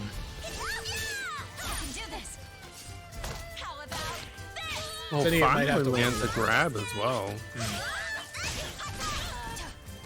Just gonna have to work a little harder now with the roses in play. But he's up Oh for my it. god. He's doing Indeed. it. What a monster! He's really not trying to entertain the shit. No. Like you said, those tendies are getting cold. The tendies are getting cold.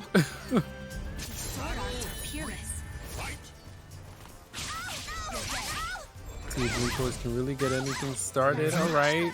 Making use of that red rose problem. Oh boy. Alright, what do we got post GI? We got kick in the face.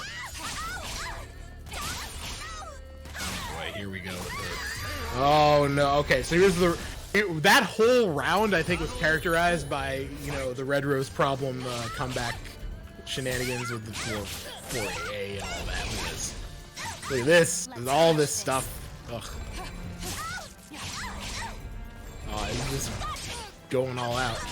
Oh, something good could happen here. Up against the wall. 4AA beating out the super tech crash, but this is gonna hurt. I think it's Yeah, gonna that put him 4AA is paying dividends for Linkorz right now, but stiff freeze one territory. mix-up, We're gonna do it. There it is. and that's gonna be it. Incendiate beating Linkorz 3-0. Good God. Fall in love yet? Good stuff to Incendiate. I mean, you know, again, very on brand for NLBC to have these two be the last two standing tonight. So Well, good games to both of these gentlemen. That was an incredibly entertaining match. And also the couple of matches before it I was very happy with. Getting to see so much Siegfried played at a high level. Very nice. And some classic NLBC folks hitting the top 3 also made me happy. So kudos. Good stuff, everyone. Appreciate everybody showing up. Isn't that a nice, you know, a nice even 24 in the bracket? I'm happy with that. And you know, it's some good classic Parsec Soul Calibur for y'all. All right, I think we're done. Absolutely. Everyone, thank you for tuning in and for showing up to the players. Thanks to JJJ for doing commentary and Clive for sticking it out for the whole thing and being very consistent, showing up every week to commentate for NLBC. Really appreciate it. Well, you know what I mean? I've arranged my life on Sundays to commentate. Yeah, it does help knowing that I have like the one consistent slot and I only have to find one person and not two, you know? It is very Most helpful. of the time I'm available, so it works. You're welcome. Thank you for sharing your platform with me. I appreciate Yeah, of course. And yeah, shout out to everyone who donated. We really appreciate it. It's gonna help. Speaking of the platform, it's gonna help pay for that. Yeah, look forward to more Team DEUS Parsec Soul Calibur in the future. And of course next week being like what, March 7th? Yeah, we're coming back March 7th for sure. Yes, we are. All right. Thank you so much, Ian. Sorry for Yeah. today's tech issues. Yeah. No problem. I mean, you know, like starting the matches off stream early on, not a big deal. Fiddling with the VLC, also, you know, like that could be sometimes. better. I don't know how to make that part of it better for everyone, though. That's the hard part, right? It's Yeah, like, sometimes it happens a lot. I mean, like sometimes, like, you know, it'll go fine, and then every now and then VLC will crash. It's happened a couple of times. Maybe the right thing to do is to move to a browser-based player. I did upgrade my version of VLC, so maybe something to do with Yeah. that.